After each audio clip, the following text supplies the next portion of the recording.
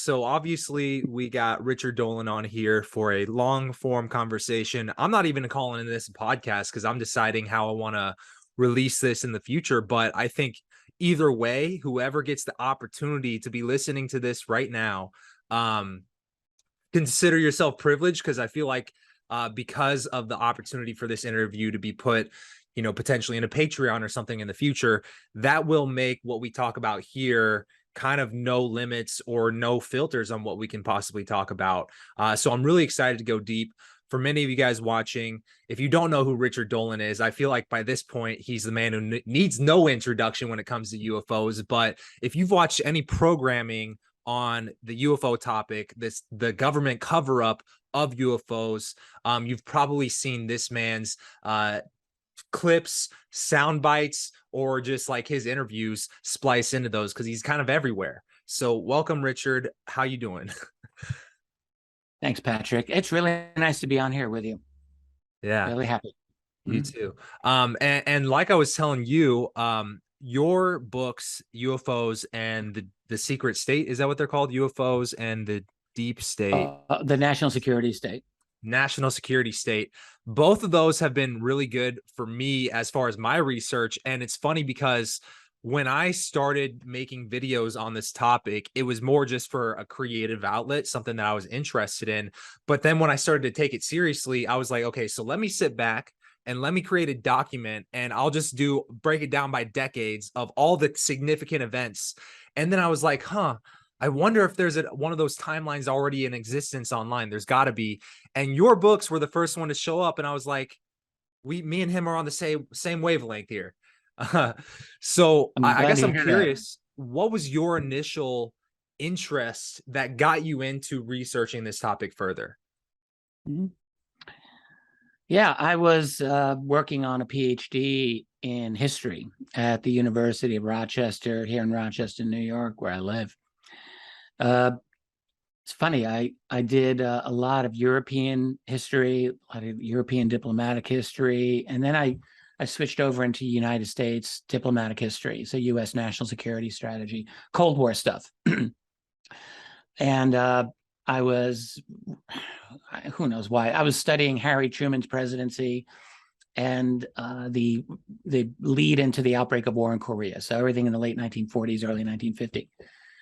And I was in a bookstore in, I think it was 1992. And I would have been about 30, 31.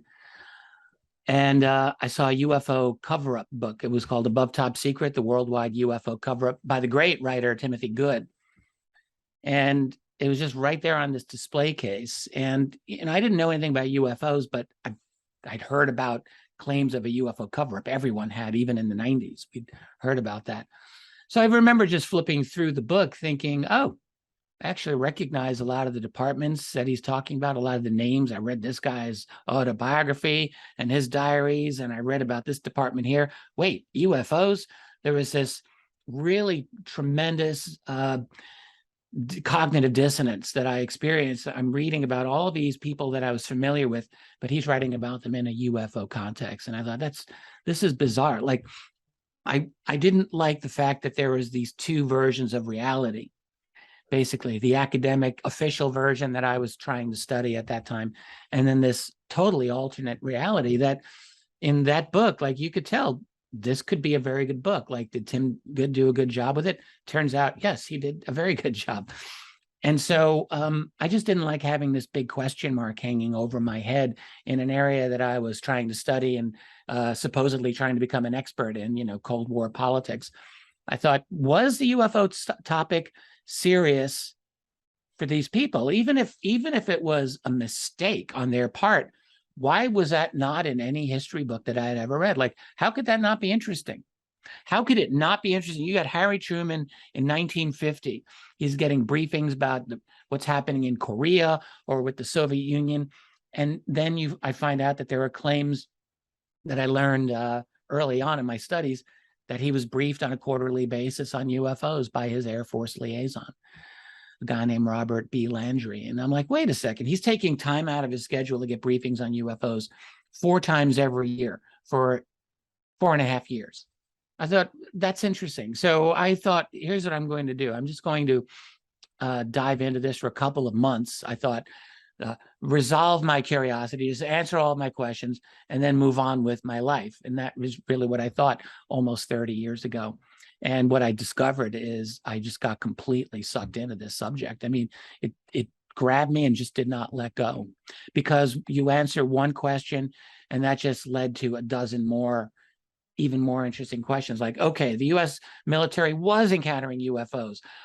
Who operated these things? And like, you go into that rabbit hole. How do they keep the media from getting involved in all of this? How do they keep the politicians in check? How do they keep the academic community totally, you know, kissing their ass for years and years on this? How did they do all of that? So it led me into a very comprehensive attempt to understand the true structure of power in our society and in our world, and at the same time trying to understand what this UFO mystery was all about. So it just completely took over my life. And the next thing I knew, I thought, I don't think I want to stay within the academic world. Like, there's no one there that would hire me with this interest. That was my attitude. And I decided to just write my own book. And that took quite a few years. But that was volume 1 of UFOs and the National Security State. And that redefined my life. But it also gave me kind of a mental home to stay in for the, you know, ever since I've been studying this subject. Interesting. I think one of the things that I've noticed from talking to people who are also kind of diving deep is like, everybody seems to be looking for, you know, there's like different aspects of like the questions, the line of questions. So your line of questions reverted more to like, all right, why was this not being talked about more often, and more on the politics side. Other people are interested in the more spiritual side of things, or like, what does this mean for religion and things like that. I feel like you and I are the same in the sense that I wanted to go back to the government and what they knew, and, you know, what potential interactions they might have had with aliens. Do they even have interactions with them? Because like, for me, I think for what got me into it was listening to that Joe Rogan Bob Lazar interview.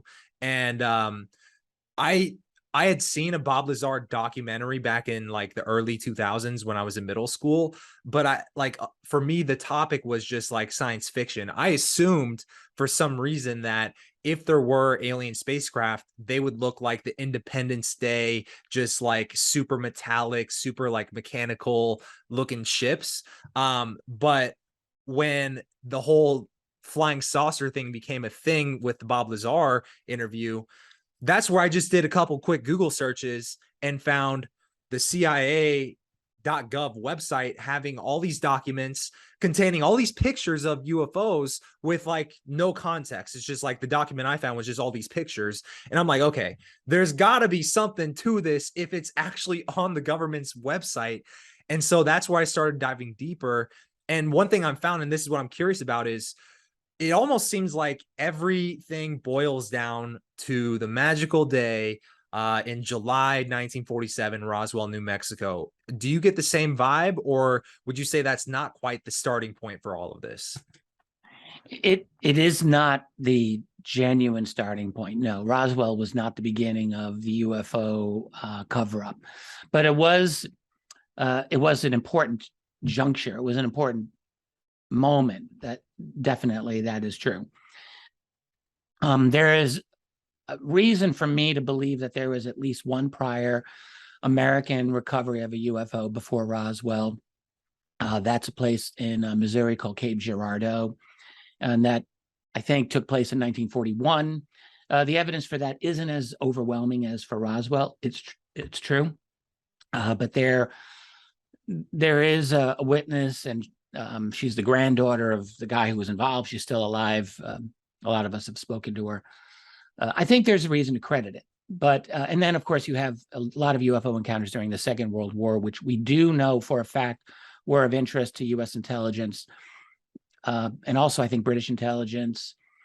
And then after the war ended, there was a flap of UFOs over Europe, and primarily Sweden in 1946. This is a year before Roswell. They're known as the ghost rockets. And we know that the United States military intelligence had a strong interest in shutting any conversation about that down in the summer of 46. So there are good reasons to think the U.S. people within the U.S. intelligence community were aware that there was something important going on here that they just did not want the world to know about.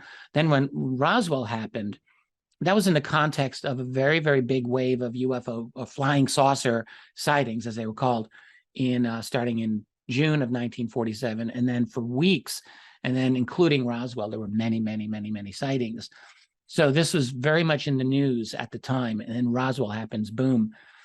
And so I think Roswell was important for sure, very important. But then there was another crash about a year after Roswell, 9 months later in Aztec, New Mexico, which I consider to be a legit crash as well. There's been a few of these instances where the U.S. military has recovered technology that doesn't seem to have come from this world.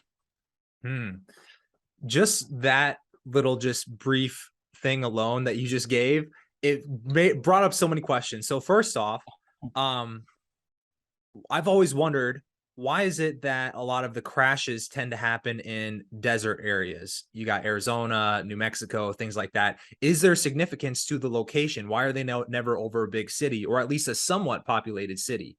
What do you think about that? Yeah, that's a good question. Well, in the case of Roswell, that wasn't quite nowhere. I mean, Roswell Army Airfield was the one military unit in the world that had atomic weapons. They had nuclear weapons. There was no other place in the world that had operational nuclear weapons. So now the crash there happened about 75 miles north of that base, but it's kind of close.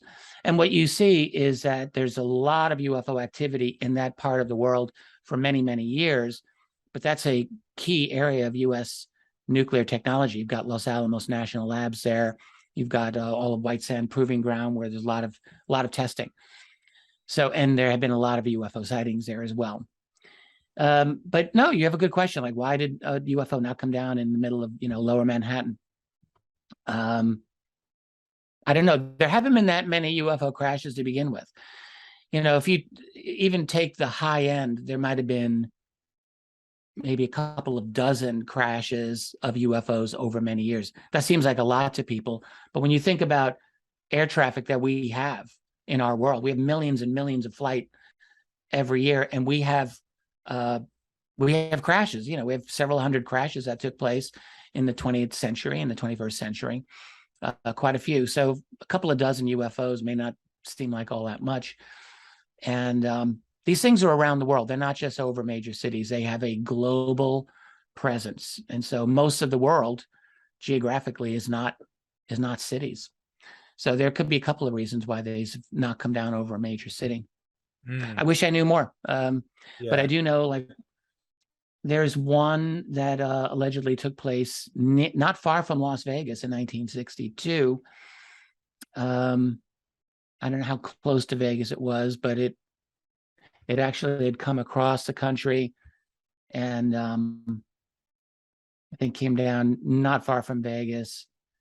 But you're right. Like, and there was one, another U.S. one near Kingman, Arizona, which is near the Four Corners, and there's just nothing out there. So a lot of them have been out in very remote places. It's true. Yeah. I almost I just imagine this high-tech flying saucer, wherever it's coming from, if it comes here, it zips into our airspace, and it just so happens to go over such a remote part. Imagine if we got to another planet and we think it's a remote planet because we just happen to see desert when there's probably huge cities way over here. I don't know. It kind of seems, I'd never wondered if there was any significance to that until you were kind of just talking a few minutes ago. So that's why I felt the need to ask that. Yeah, the UFOs are seen everywhere. They're seen in the middle of the largest oceans on the planet. They're seen at the foothills of the Himalayas, and indeed in the Himalayas. They're seen in mountain ranges. They're seen everywhere. There's no part of this planet where they have not been seen. They've been seen in Antarctica. A lot of people talk about Antarctica and UFOs today. Maybe some of that's legit, but definitely there have been UFO sightings down there over many, many decades. So these objects, whoever's running them, They have a total global reach. There's no part of this planet that is immune to them. That means this planet under the oceans, that means the upper atmosphere, and that means Earth orbit and beyond as well. They're everywhere. So if the Cape Girardeau crash in Missouri, if that one happened in 1941, then would you say it's safe to say that at least someone in the government may have known that there are extraterrestrials visiting Earth before World War II? Yep, I think so. Yeah. So you think the cover-up how many people knew this? I'm sorry, say that again. I talked over you. So you think that the cover-up then started before even 1947? I think so. I believe so. Interesting. Yeah. Why do you? I think. Yeah. Well, there's even talk that there were European crashes. There's I mean, a lot of people talk about the Germans in the Black Forest of the 1930s. I don't know if I believe that one, but I do think there's a real possibility of a crash in northern Italy in the 1930s as well. We have some Italian papers that seem to be legitimate. There's an Italian UFO researcher, Roberto Pinotti, who has looked into this quite a bit. And it seems like Benito Mussolini, the leader of Italy, dictator of Italy, was on top of this. And so it is possible. What I personally think happened is that, I personally believe that we've been monitored by some other intelligence for a very long part of our history, but it's only been recent that we've had significant technological capabilities that would interest any other group, it seems to me, where they would have to wonder, okay, these humans are about to leap like right into our world. I mean, for almost all of our history, we had basically spears killing animals, and we drag them back and we'd carve them up and eat them. And then 10,000 years ago, we start having towns and cities, and we invent writing less than 10,000 years ago. We invent the wheel less than 10,000 years ago. We're clearly very intelligent and interesting, but we couldn't really do anything until, a little over a century ago, when we truly developed serious science. That's just a snap of a finger in cosmic time. It's a very, very, very brief period of time. But since we've done that, look what we have done. I'm talking with you on this little computer screen across many, many miles. And we have, we're on the cusp of very strong artificial intelligence, nanotechnology, mastery of the human genome and transhumanism, and quantum computing. And we're already doing space travel. It's like, holy crap, like just that fast. So what I think that means is that we've brought the whole neighborhood in to observe us and to check us out, and maybe to monitor us, and maybe to maybe more than monitor us, who knows. We might be seen as an unstable element in the local galactic neighborhood. So I think a lot of groups very possibly have arrived, and I do believe that explains why there are so many vastly greater numbers of UFO sightings than there were 100 years ago or more. People were very smart 100 years ago. They had the ability to observe these things, and they did sometimes observe anomalous activity, but not enough that it really got anyone's attention. But suddenly, like, there's so much of this that it would be impossible for us not to notice now. There's so much activity. And that means every now and then, sometimes some craft is going to come down. They're not invulnerable. They're not completely omnipotent and omniscient. They've got their limits as well. And sometimes they have malfunctions, and sometimes they come down. Sometimes it's rumored that some of these craft are gifts. The Kingman 1953 crash, I say crash, that thing apparently came down totally intact with no damage whatsoever, very minor damage. So there's a question. Are they giving us some of their tech because they want us to? They're making a deal. It's what the U.S. Western powers always have done with what used to be called the third world nations.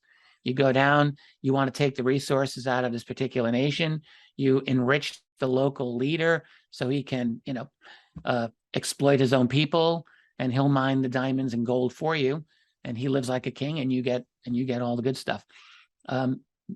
Is it impossible that that type of arrangement exists elsewhere? Not to me. It's not impossible at all. Mm, So I don't know all of the motivations that's going on, but I do think we brought the neighborhood in the last century or more. that makes sense. And I actually briefly researched the Black Forest in Germany crash, and it seems to me like, you know, if we're talking about potentially these things coming because, you know, maybe the nuclear bomb set off some, you know, like a flare gun, you know, like, hey, we're here. Well, you know, then I guess if why would they be visiting us before then if the nuclear bomb was like the thing that signaled, hey, we're in this game now? Like, do you think that the nuclear bomb going off was actually the signal that brought a lot of these here, or do you think they were here way before that? I think some were here a little bit before that, because the thing is, once we discovered like serious science, like even in the 19th century, if you're an advanced civilization, like forget that, if it was us looking back at another civilization that just invented the telegraph, let's just say, right, we would be thinking, okay, these people are now on the way, they're on a path. And we're thinking, how long will it be before they invent a nuclear device? It's only a matter of time. It seems to me that once certain scientific principles are understood, then, you know, you could probably argue, you could probably predict a lot of the future timeline of that civilization. So no, I don't think nukes is the necessary signal. It's a milestone. It's important. Is nuclear detonation more important than our invention of the World Wide Web? Maybe not. You know, there's a lot of other things that we've developed in the 20th century that are actually every bit as important as the detonation of an atomic device. None of them are as dangerous, maybe, but important? No, absolutely. So that's all part of a continuum of our technological. Basically, we discovered, you know, in Greek mythology, there's a story of Prometheus. He's one of the old gods, the Titans. And Prometheus was punished because he brought fire to mankind. And the other gods are like, don't do that. Don't give those humans fire, because that gives them power and abilities. And we got Prometheus's fire when we discovered science. Science really allowed us to remake our entire world into this world, this crazy but very powerful world that we have today. So I think once it was obvious that we, you know, discovered those secrets of science, nuclear power, nuclear weapons, and everything else could easily have been predictable. Mm. So it's all one package. It's all one package, and then ultimately probably resulting in I hate to say this, but a transhumanist future for future generations. What do you mean transhumanist? Well, we've now got the ability. We've got our whole genome kind of mapped out. You hear people talking about designer babies, and there's actually people who are doing their own gene hacking now. Like, this is actually possible. So you know, gene therapy and things like this. So it's only merely a matter of time, I would say, before you have a combination of the capability of giving your children or grandchildren better genes, better immunity, better strength, better cognitive skill, where maybe they'll live a little longer. I mean, we're already figuring out the mystery of telomeres in genetics, which is the secret of aging. And if you can manipulate the telomeres, can you make someone live forever? I mean, it's a crazy thought, but you have people thinking about this. So yeah, it's a transformation. Plus, with whether it's Elon Musk's Neuralink or some other competitor technology, the ability to put a little wire in your brain so that you are participating in the global web, basically creating a human hive mind. So if you have that, plus with the genetic manipulation, I mean, ask yourself, like, what is the human species going to look like in 1 century from now? That's not a long period of time. By the time you're really old and ready to check out, maybe you won't be ready to check out because they'll give you gene therapy and you can live for another 500 years. But what will that world be like? Yeah. I don't know, but it's going to be very, very different than what we have today. No, I totally agree. Like, I heard this really cool analogy. that really made me believe that we are on the exponential upswing of technology, that right at that curve, because they were like, okay, imagine if you took someone from like the 1600s and brought them to the 1800s, or maybe even just someone from like BC, like right around, you know, Jesus's time, bring them to the 1800s. Just the leap in technology alone would be so mind-blowing to that person that they might just pass out and die. Right. It's such a mind-blowing leap. And so this analogy associated, they called it a dying something unit, like a DPU. Like, what is the DPU that it would take for someone to be so mind-blown that they would die? And so that to the 1800s was like a couple thousand years. But you take someone from the 1800s and drop them in the middle of 2000, then it's probably the same leap forward. And so like that time is getting shorter and shorter as we go, to where we would probably be so mind blown at what is coming maybe in 30 years. And so you can only imagine. Yeah.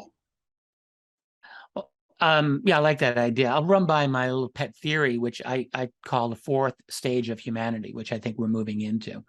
So my own take on this is that the human species up until now has really fundamentally lived in three basic forms of social organization. Just three. There's lots of variations within that, but just three. So for the most of our existence, we were hunters and gatherers. We lived in little communities of maybe 15, 20 people. And, you know, you'd have a spear and you'd go out with your other men in the group and you'd go kill some wild animal and you'd drag it back and people would eat it. And we basically lived like that for several 100,000 years as Homo sapiens. About 10,000 years ago, we discovered how to domesticate animals and how to domesticate plants. That's the agricultural revolution. And that really gave us our first large towns and cities. And that gave us a lot of the inventions that we needed to have large groups of people living together, like writing, like the wheel, like metallurgy, like pottery. Like we just totally reinvented our existence. And that stage two, which I call, that gave us everything from ancient Egypt to the Roman Empire to, you know, the Italian Renaissance. All of that is basically an agricultural dominated society. It's a good civilization. You know, a lot of animals pulling wooden carts. Hey, it worked really great. And then we moved to stage three, which is basically science and industry, just a couple of 100 years ago. That gave us a completely different worldview mentally as well as physically. It was a worldview based not on religion, let's just say, but on science and on scientific exploration. And so a different way to understand things. So actually, I would quibble a little bit with the argument that if you took someone from 1800 and brought them to our world, they would die of shock. They might, but they would also, if they were scientifically minded, which they could be back then, they might be able to understand. But if you took someone from a couple hundred years earlier than that, then yes, they would possibly die of shock because they're pre-scientific. They're at a different stage of existence. But now we're moving into stage four. So stage four, I sometimes call the transhumanist stage. And this is, it's like hyper science. So it's like, you know, add in 5G technology, 24/7 surveillance tech, all the smart devices that you're going to be surrounded with before very long. They're going to monitor every single thing that you do in your life. There's not going to be any privacy. That's done. The best that you can hope for is that your government won't abuse the overwhelming knowledge it has of you, but you're at their mercy. So you've got a total surveillance, total propaganda. That's all. It's obviously all around us now, especially for the last 2.5 years. So surveillance, propaganda, and centralization of power, and micromanagement of global economies. I mean, all of it, there's no wiggle room for freedom. That's all going away. So that's stage four. That's turning the human race into a big anthill, as I sometimes call it, and almost like a hive mind, which I do think we're in the beginning. We're seeing resistance against that around the world today in many ways, but you can also see a very strong centralizing tendency that is going to recreate the human species. So that's how I see our 4 stages of human development. And it's, again, to bring it back to my favorite subject, UFOs, I think it's a big reason why they're here. It's like we talk about the detonation of the atomic bomb, but what they're really seeing is that humanity is about to move into stage 4, this kind of crazed, mechanized, totally controlled, digitally controlled existence. Yeah. Which may be what they live like. That's probably what they have. Well, I kind of want to, like you said, I think that kind of brings us back to, you know, if we're turning into an anthill, who's the queen bee at the center of all this, which kind of brings us back to the government cover up, right? And I think, you know, definitely one of the things I want to work towards talking about is the Majestic 12, which was formed after Roswell, which is what we were talking about. Wasn't it formed like along with the CIA, like 2 months after Roswell? Isn't that the timing of it? Yeah, that's right. I mean, the first MJ12 document. So for there's maybe a few listeners who don't know what we're talking about. So MJ12 is an alleged, maybe real, maybe not real, but maybe real, international government and international conspiracy to cover up UFOs, right? And in the mid-1980s, so a long time ago, the first MJ12 documents were leaked to a couple of researchers at the time, UFO researchers. And they're interesting documents. Like, it looks like a memo signed by President Harry Truman, you know, authorizing the formation of this group. And there's names like the Secretary of Defense James Forrestal and First Director of the CIA Roscoe Hillenkoetter are on there, and other important names as members of MJ12. And so ever since then, people have argued, is this real? Is this fake? What's the story with this? And then on top of that, through the 1990s, there were a number of other documents that also leaked out in various ways, and they are collectively known as the Majestic documents. I have my own printout of it here. I was going to show you. Many years ago, I printed them all out for myself. Wow. And it's this thick. This is all the Majestic documents, and this is my own personal. I refer to this frequently. I read them a lot. They're very sophisticated. These are not. If these are a hoax, they are of unbelievable sophistication. Like a lot of people who say, "Oh, it's a hoax," I don't think they've read the documents all that in much detail. But when you say in any case, yes. Do you mean just because of all the dots and differing stories that connect throughout the documents? Is that what you mean by that? Yeah, I'm saying that, first of all, if you take a Majestic document from like 1951, for example, and you read it, it reads like 1951, like in very great detail. It reads like 1951. A 1953 document reads like 1953, like they got it right. And not only that, it's the formats of the documents are good. And like a lot of these things really do check out, and a lot of things that are not immediately, you wouldn't think automatically, but at multiple levels, deep layers, these documents actually do check out. I don't think people are aware just how strong many of these documents are. I would recommend, there's a website called majesticdocuments.com. It's run by Ryan Wood and his father, Dr. Bob Wood. They're both friends of mine, and they are the caretakers of these documents. And they've done great analysis on their own dime to investigate these. And these aren't just photographic negatives. A lot of these are actual physical pieces of paper that can be studied and dated, and the ink can be analyzed, and the typeface can be checked out. Like, is this correct? Did they do it this way? And all of that. So if these are a fake document, they are of an incredible level of fakery that I had a conversation with a scientist and an intel guy years ago about these documents, and I said, "Do you think these are real or fake?" And I offered my own opinion. I said, because if these are fake, they are of such quality. Who are they designed for? Are they going to fool the Russians? Would they be disinformation against the Russians? If they're disinformation against the Russians, it would only work if the Russians knew that UFOs were real. If the Russians knew UFOs were fake, these documents would have no effect on them. So my conclusion was, I said, even if they're a hoax, they're probably evidence for the reality of UFOs. If they were created as anti-Russian disinformation, were they created as disinformation against UFO researchers like me?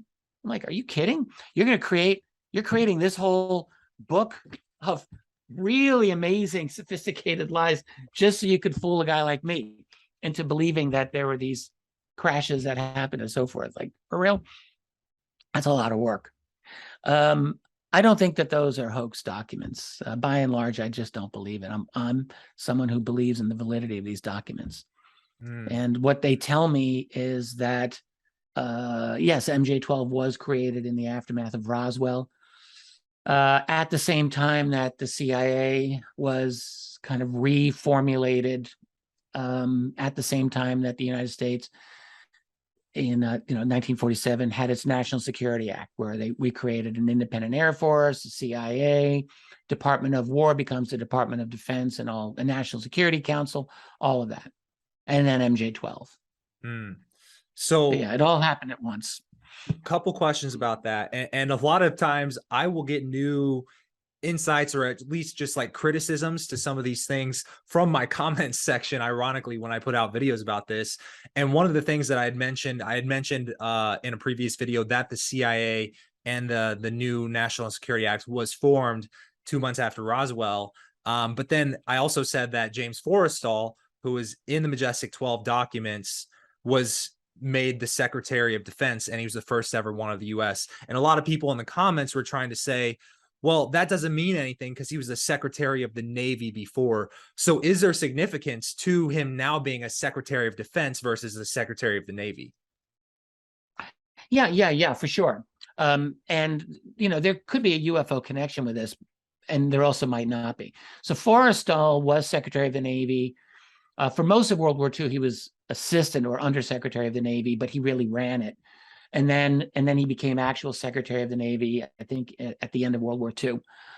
And, the Navy, so there was a lot of talk about unifying the armed services after the war, and also creating an independent Air Force, which had been attached to the Army up to that point.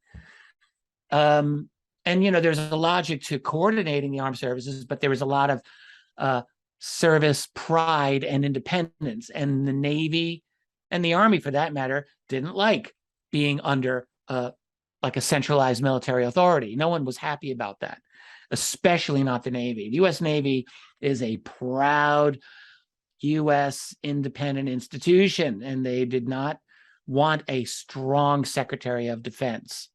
In fact, Forrestal, while he was Secretary of the Navy, fought really hard against having a strong Secretary of Defense. And by strong, it meant someone who had budgetary authority over the various services. That was really the key issue back at that time. So the irony of it was that Truman's first choice was a guy named Patterson, Robert Patterson, and I can't remember why, but he didn't get the nod. And so Forrestal was a second choice, and he gets the job as SecDef. And unfortunately for Forrestal, he got what he had demanded under the Navy. He was a weak Secretary of Defense, which meant that the original post of Secretary of Defense did not have the authority to enforce the budgets on the various services. That he had to get their agreement with the Joint Chiefs of Staff. And that caused an unbelievable headache all through 1947 and 48 for Forrestal. So he inherits his position where he's being told by Truman, you got to cut the military budget because World War II is over. And the Joint Chiefs is arguing back at him like, screw this. We need, these numbers are almost hilarious. Truman wanted the budget cut to $15 billion, I think, for fiscal year 48 or 49. 15. Even in 1948, that's like not a lot of money compared with everything he wanted the military to do worldwide. So the Joint Chiefs is like, we need at least double that. And here's poor Forrestal stuck in the middle. Like, he secretly agreed with the military people, like, we need more money, but he's running errands for Truman to basically get them to agree to $15 billion, and he couldn't do it. He just could not do it. And that was one reason why Truman actually lost confidence in him and wanted to get rid of him, and eventually did. there are other reasons too. There's always these complex reasons going on, but and the UFO phenomenon is definitely one of the complex things that was going on. Forrestal really started losing it all through 1948 and early 49. Like, this was a guy who was like a Wall Street tycoon, made a ton of money. He was, and not only that, he was like this, almost like this Hollywood level celebrity within the government. He was Like a Hugh like a Hefner kind of good-looking guy. He hung out with actresses and famous Hollywood people. Like, he was popular, you know, and he was living the high life without a doubt, and then started losing his shit throughout 1948. He developed these nervous habits. He started saying, "I'm being followed." They're like, "Really? You're being followed?" "Yes, by these foreign-looking men," he said. "Who are these guys?" People, like, they were using it to impugn his sanity.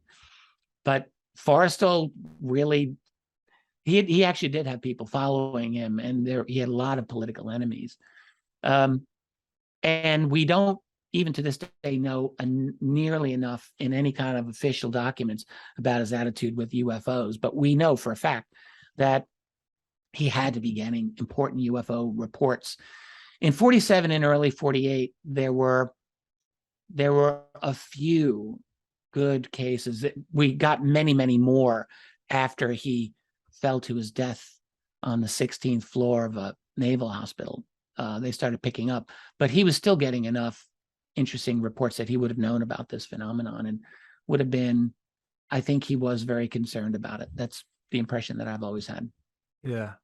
So I want to, for the people listening, but also because I'm curious on your thoughts on this, on your take, because when I was researching this for a video I did about Nazis having flying saucers in Antarctica, I kind of wrapped that video up on the Forrestal story at the Bethesda Medical Hospital. And when I was researching for that story, the through line here that I found, and just kind of filling in some of the dots for the listeners, was, okay, so 47 was Roswell, James Forrestal and all that was formed 2 months after Roswell in 1947. And that's theoretically when Majestic 12 started, right? And Majestic 12, correct me if I'm wrong, was created to potentially keep the UFO secret a secret, right? Or within the government. Is that why they were formed? Yes, I think so. Yes, I think that's accurate. Okay.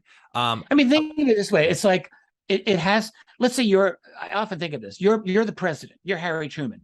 I'm your top military guy, and I come up to you and I say, "Mr. President, we've recovered technology and bodies, by the way, that don't seem to have come from this planet. So you've got this is heavy duty information. What do you do with that? Are you going to tell the world? You might want to." And let me turn this off here. And I would say, bad idea. Don't tell the world.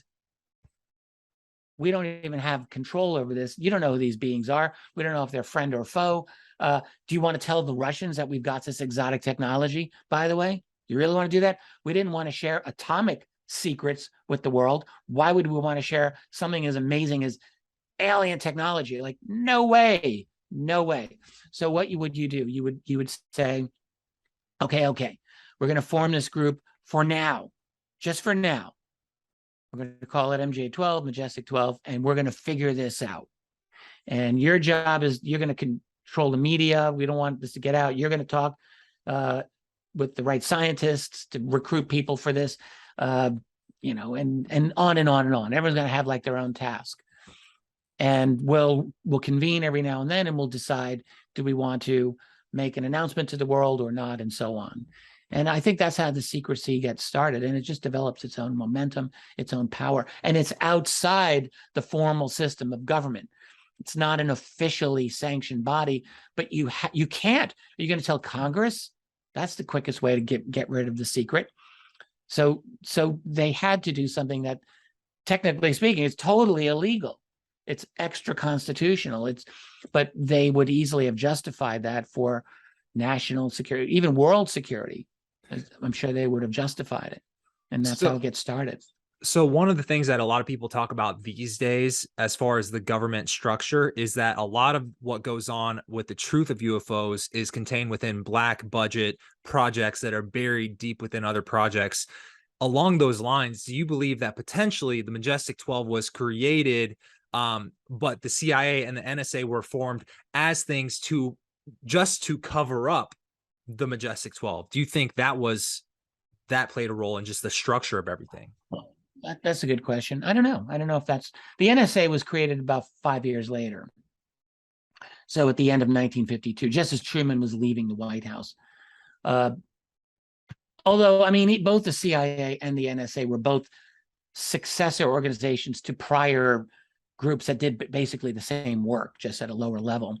So I don't know.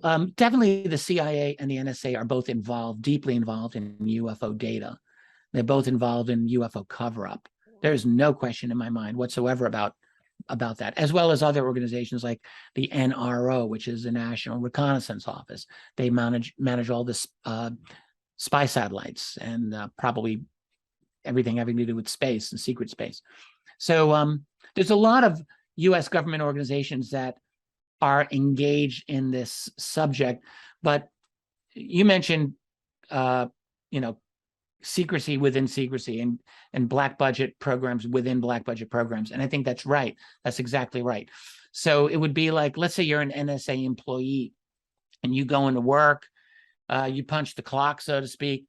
But then while you're there, you have access to a secret program that is only accessible through your office, and you punch that clock. So now you're within this program, and then you might even have a third program that's within that. And so the idea being, then that third program might be an alien UFO program. So if someone were to expose that, you could just say, no, I'm involved in this other secret program that's 2 levels higher. So there's secrecy within secrecy. And it could very well be that third program, that UFO program, you're not working for the NSA, you're working for MJ-12. Yeah. Yes, on loan or something like that. That could easily be the case. So I want to bring this back a few steps here, because I want to get to Forrestal, and I eventually want to lead that to JFK's connection to Forrestal, because I definitely want to go into the JFK topic. But before we get to that connection, I want to ask you, because one of the things that really threw me on a little bit of a goose chase here was I heard Tom DeLonge on Joe Rogan from a few years ago. He verbatim just came out and said he believes that Roswell was a German craft. And when I heard that, it was something I hadn't heard before. And so that's where I kind of went on this goose chase of like, okay, secret Space Force 20 and back programs, talking about military bases in Antarctica. And then, the whole Operation Paperclip, Werner von Braun, Herman Oberth.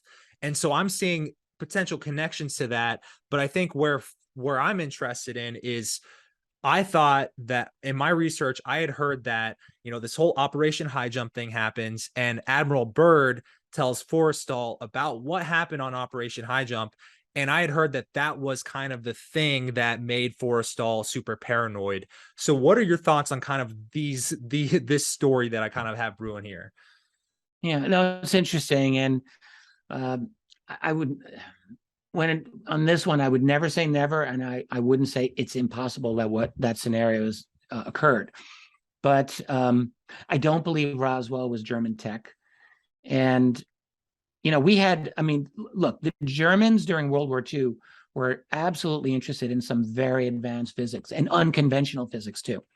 I mean, part of it's kind of weird because they were so anti-Jewish. They actually had this thing against what they called Jewish physics, like Einstein and relativity. And which is kind of stupid because that was some really good physics there. But it did force into looking at unconventional physics, it appears. And one of them was this guy named Victor Schauberger, who the SS basically commandeered his work. Schauberger was this kind of self-taught genius. And out of his work, they developed this idea, apparently, of flying discs.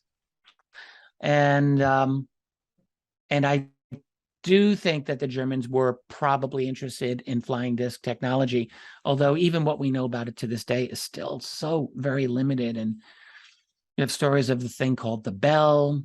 Is that true? Maybe it's true. Maybe it's not true.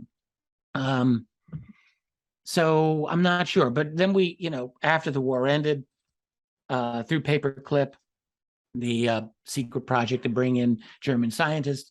I mean, the U.S. realized that these guys were into a lot of advanced study. And so when the flying saucer wave hit the United States in 1947, we have documents discussing how the Air Force was talking to the German people that were brought over and basically saying, does anyone know what these things could be? Like, did you guys have anything to do with this? And all signs point to no. I have not seen any document that gives an affirmative answer to that. Now, it could be that it's still hidden and it was suppressed, but I don't know of any evidence that shows that we thought, yeah, these are our Germans. Now, it's also true, though, like in 1947, we were doing rocket launches and tests of missiles. A lot of that was basically working off of German tech. The Germans were pioneers in missile technology during World War II. That's why we brought Werner von Braun over. And you mentioned Hermann Oberth. They both, within a couple of years, they're down in Huntsville, Alabama, essentially starting up NASA. So, yeah, there's a definite German connection. But I don't support the idea that the Nazis established a base in Antarctica. I have not yet seen any reason for me to believe that. I know that there's people who do believe it. So I'll just say, you have Richard Byrd leading a huge naval expedition to the Antarctica in February 1947. 5,000 guys on a large carrier. It's like, okay, why? That's true. Like, why would you do that for a supposedly scientific mission? Well, that's a good question. But if you're actually going off to fight Nazi flying saucers, do you think that one aircraft or one carrier, 5,000 guys, would even be enough to deal with that? I don't know. I do know that after that mission ended, and it ended prematurely, we went back to that same region of Antarctica within a year or so. And there were also private explorers who went back as well. So if we got warned off, I don't see how effective that whole thing was. I'm not saying there are no mysteries to Antarctica, but the high jump mission and Admiral Byrd's quote after that, in the aftermath of it, does not speak to me of an alien presence. It speaks to me of his concern that, yes, the world's becoming a small place. There can be aircraft attacking even over the poles, all of which was true. Like, that was literally true. But I didn't really get an alien invasion vibe from that statement of his, like some people have interpreted. So I've seen mixed information about Operation High Jump myself when I was researching it. On one hand, I saw two different completely different takes on the amount of losses that were incurred. I saw one that said that maybe there were 2 or 3 deaths, and then another one said that there was all this destruction, all these planes were gone. Then I did hear about that quote, but it also seemed that that quote was translated through Portuguese or like Spanish, because he was talking to a Spanish reporter, right? Yeah, that's right. And then the other thing I'm curious about is, like, after the whole Operation High Jump comes in and they come back, as far as Admiral Byrd goes, I don't really hear much about what happened to him afterwards, other than he had this journal come out that apparently revealed all these things about Agartha and Hollow Earth. Do you think that that journal is fake then? Yep, I do.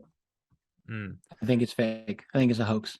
What I don't think it's happened legit. to Admiral Byrd after he got back? Did he have many more significant things happen? I think he basically went into retirement. I don't think he did much after that. Of course, that would make him like a lot of military heroes of World War II. Many of them were retired. He lived through, I think, most of the 1950s. I don't remember when he died. But yeah, the Byrd diaries, I read those. A lot of exclamation points in that. It's totally unlike Byrd's writing. And any of the scholars of him and of his period, I don't think anyone credits that journal as legitimate. When I first read it years ago, I thought, you got to be kidding me. Yeah. Like, I didn't believe it. I don't believe that it's real. I think it's a hoax. I'm curious. I just got this random thought. Because I know you at least have a working relationship with Linda Moulton Howe, and she's talked a lot about Antarctica. What do you think she would say about Antarctica and, you know, the I, Germans? I don't know what Operation she High thinks Jump? about high jump. That's a good question. Yeah, Linda has interviewed quite a few people who are whistleblowers about Antarctica. I've talked with her about this privately, so I'm not really here to. I mean, I have total respect for Linda. I love Linda, and I do think some of her witnesses are very persuasive to me. There's a guy she interviewed named Brian. I think he was the best of them, where he talked about on one occasion having to fly over South Pole. He described it. I think he clearly was at the South Pole, like the way he discusses it, talks about it. And he talked about seeing a disc there, an actual flying saucer disc there. He talked about seeing, I think, an opening at South Pole. And a couple of other things that reminded me of the movie, Kurt Russell's movie, The Thing, John Carpenter, where the scientists basically leave the base for a period of time and then they come back. It's very strange stuff. But of all of her witnesses, I actually found him the most interesting and potentially credible. There have been other witnesses that she has interviewed that, frankly, I'm not so sure. I'm not so sure. I don't know. I mean, Linda does hard work and she's out there. She interviews a lot of people, and we all owe her a tremendous debt because she has just brought so much information out on the table. But when you're that prominent, you're going to bring everyone in. You're going to bring people in who might want to screw with you a little bit. And so I don't know about, or you may attract people who just want a little moment of fame. Who knows? So some of the whistleblowers in Antarctica, I withhold my judgment on. I'm not really sure. I see. So as far as the Forrestal connection to Admiral Byrd, Operation High Jump, do you think there's not much to that, or at least Forrestal's downfall? It's a good question. No, it could be. Look, here's one thing. If Byrd ran into anything unusual in Antarctica, maybe it wasn't Nazis, maybe it was just aliens. What if that was it? What if it wasn't a Nazi base? I've never really believed that the Nazis created a formal base at, they called it Neue Schwabenland in Antarctica. I don't really think they did. They were everywhere else. They were in South America. Yeah, absolutely. They were in different parts of the US. Yeah, we know all of that. Antarctica, that's a bridge too far, in my opinion. But actual aliens, that's not a bridge too far for them. So if Byrd ran into a non-human presence there that gave him the bloody nose, then yes, Forrestal would have known all about that. And Forrestal, that would have been one big data point that would have certainly upset James Forrestal, without a doubt. So I'll keep it open on that basis, because I do think that it's not impossible that Byrd ran into a non-human presence there. I just don't think he ran into the Nazis. So, that's actually interesting. So when you and I had first gotten into contact, one of the first videos that you had watched on my channel that you had mentioned was the Gary McKinnon video. And Gary McKinnon's story stands out to me because that is one of the few, I would say, tangible pieces of evidence that proves an existence of a potential secret space force. And so obviously you have a relationship with Gary McKinnon. I'm assuming, whether he admits it on camera or not, if the story is legit, he at least believes there's a secret space force. And I would say that just from the research I've done, another big piece of evidence that people point to as evidence of a secret space force is this whole Nazi through line to Antarctica.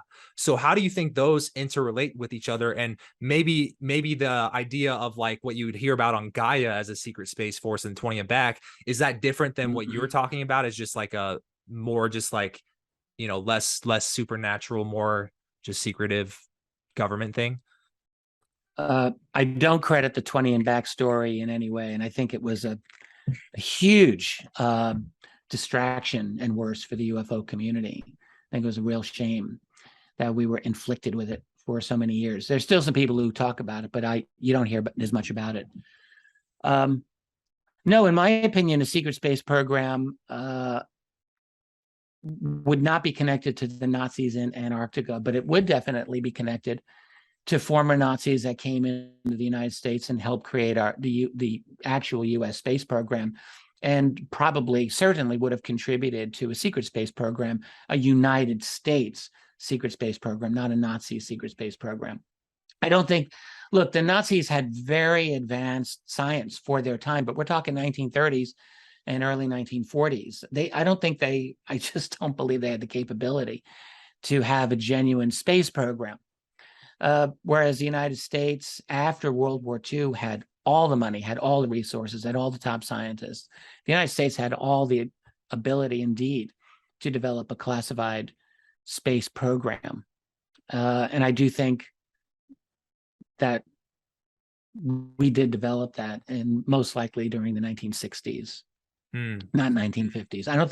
I'm not sure that we really had a full, I mean, it's possible that we may have had secret flying saucers of our own in the 50s, but definitely I think we were developing them in the 1960s and beyond. One of the things that I had learned about when I was actually using your book, I was researching into the Reagan and Jimmy Carter connection to a lot of this stuff.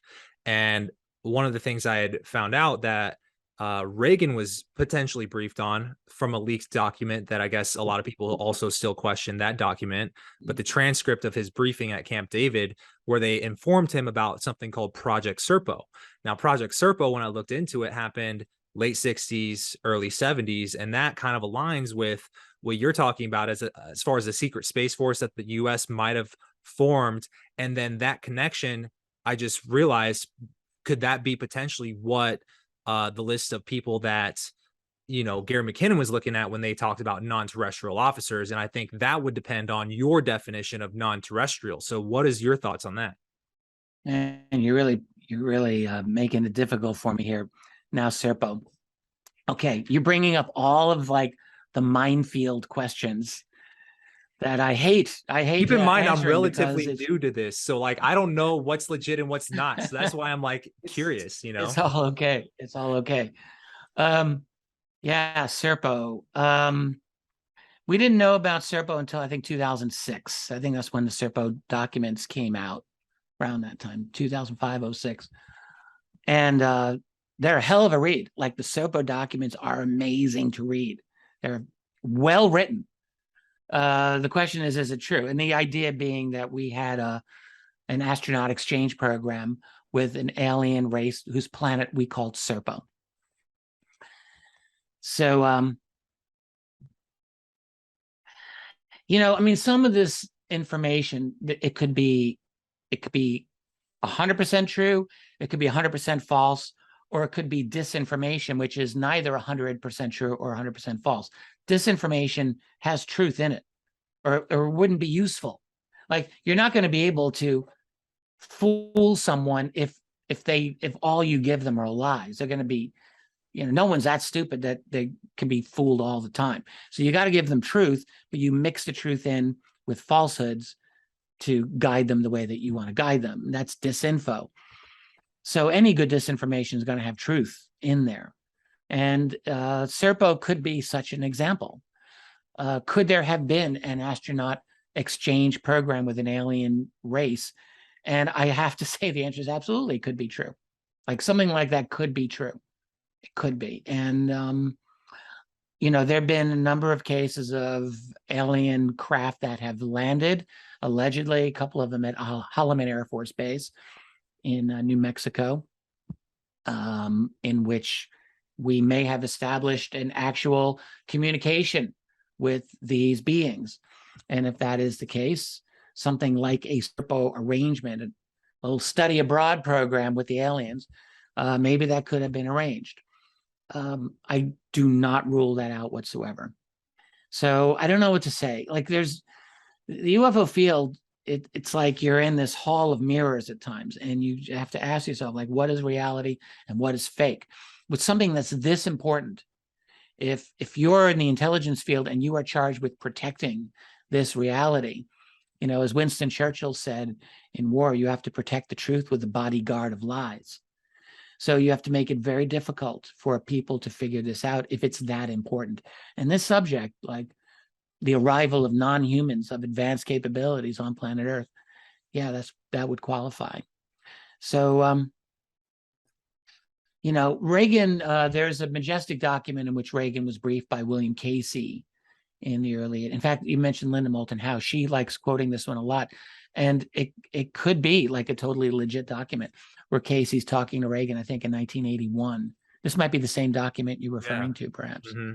Where I can hear Linda going, yeah, they extraterrestrial biological entity stands for Eben. You know, just I can only imagine the amount of time she's given that rant. Well, yeah, she has yes, absolutely. But she could easily be right on that. She could be totally right. So the thing is, for a long time, I was kind of hesitant to use those Majestic documents in my own research because they are disputed. People like, that could be real, it could be a hoax. And so I would kind of make, I guess, what you call a minimalist argument, not using the MJ12 documents for any of my points. But I mean, I'm at a point here now where I'm kind of getting a little closer to where Linda is on her attitude about this, which is like, if you think these documents are true, which I do, then maybe you should start really studying them and looking for real patterns, which Linda has been doing for years. And, you know, still recognizing that there is dispute over some of these documents. They are of disputed authenticity. But I think they are legit. If we get up to the burned memo when we talk about JFK, I think that is one that is almost certainly legit and real. We can talk about that at some point. But yeah, you know, it's a bit of a hall of mirrors. It's tricky, it's very difficult. And so you know, I mean, I try to be careful with my judgments, and I'm definitely not infallible. So I try to be cautious when I can be. Yeah. My computer, I actually just realized I got to go grab my charger. You want to hit pause here and maybe we can take a bathroom break and I'll go grab my charger real quick? Yeah, fine. I'll be here. Like I was saying before, my idea of aliens was I thought they were totally fake. I thought things like Area 51 were just like folklore, like the Loch Ness monster or something. And I thought flying saucers were straight out of the Jetsons. So I was like, why would they look like a flying saucer in real life when the flying saucers are from the Jetsons? So like, I just think I was kind of naive to you know, right. Which is ironic. Well, there's actually a lot of logic.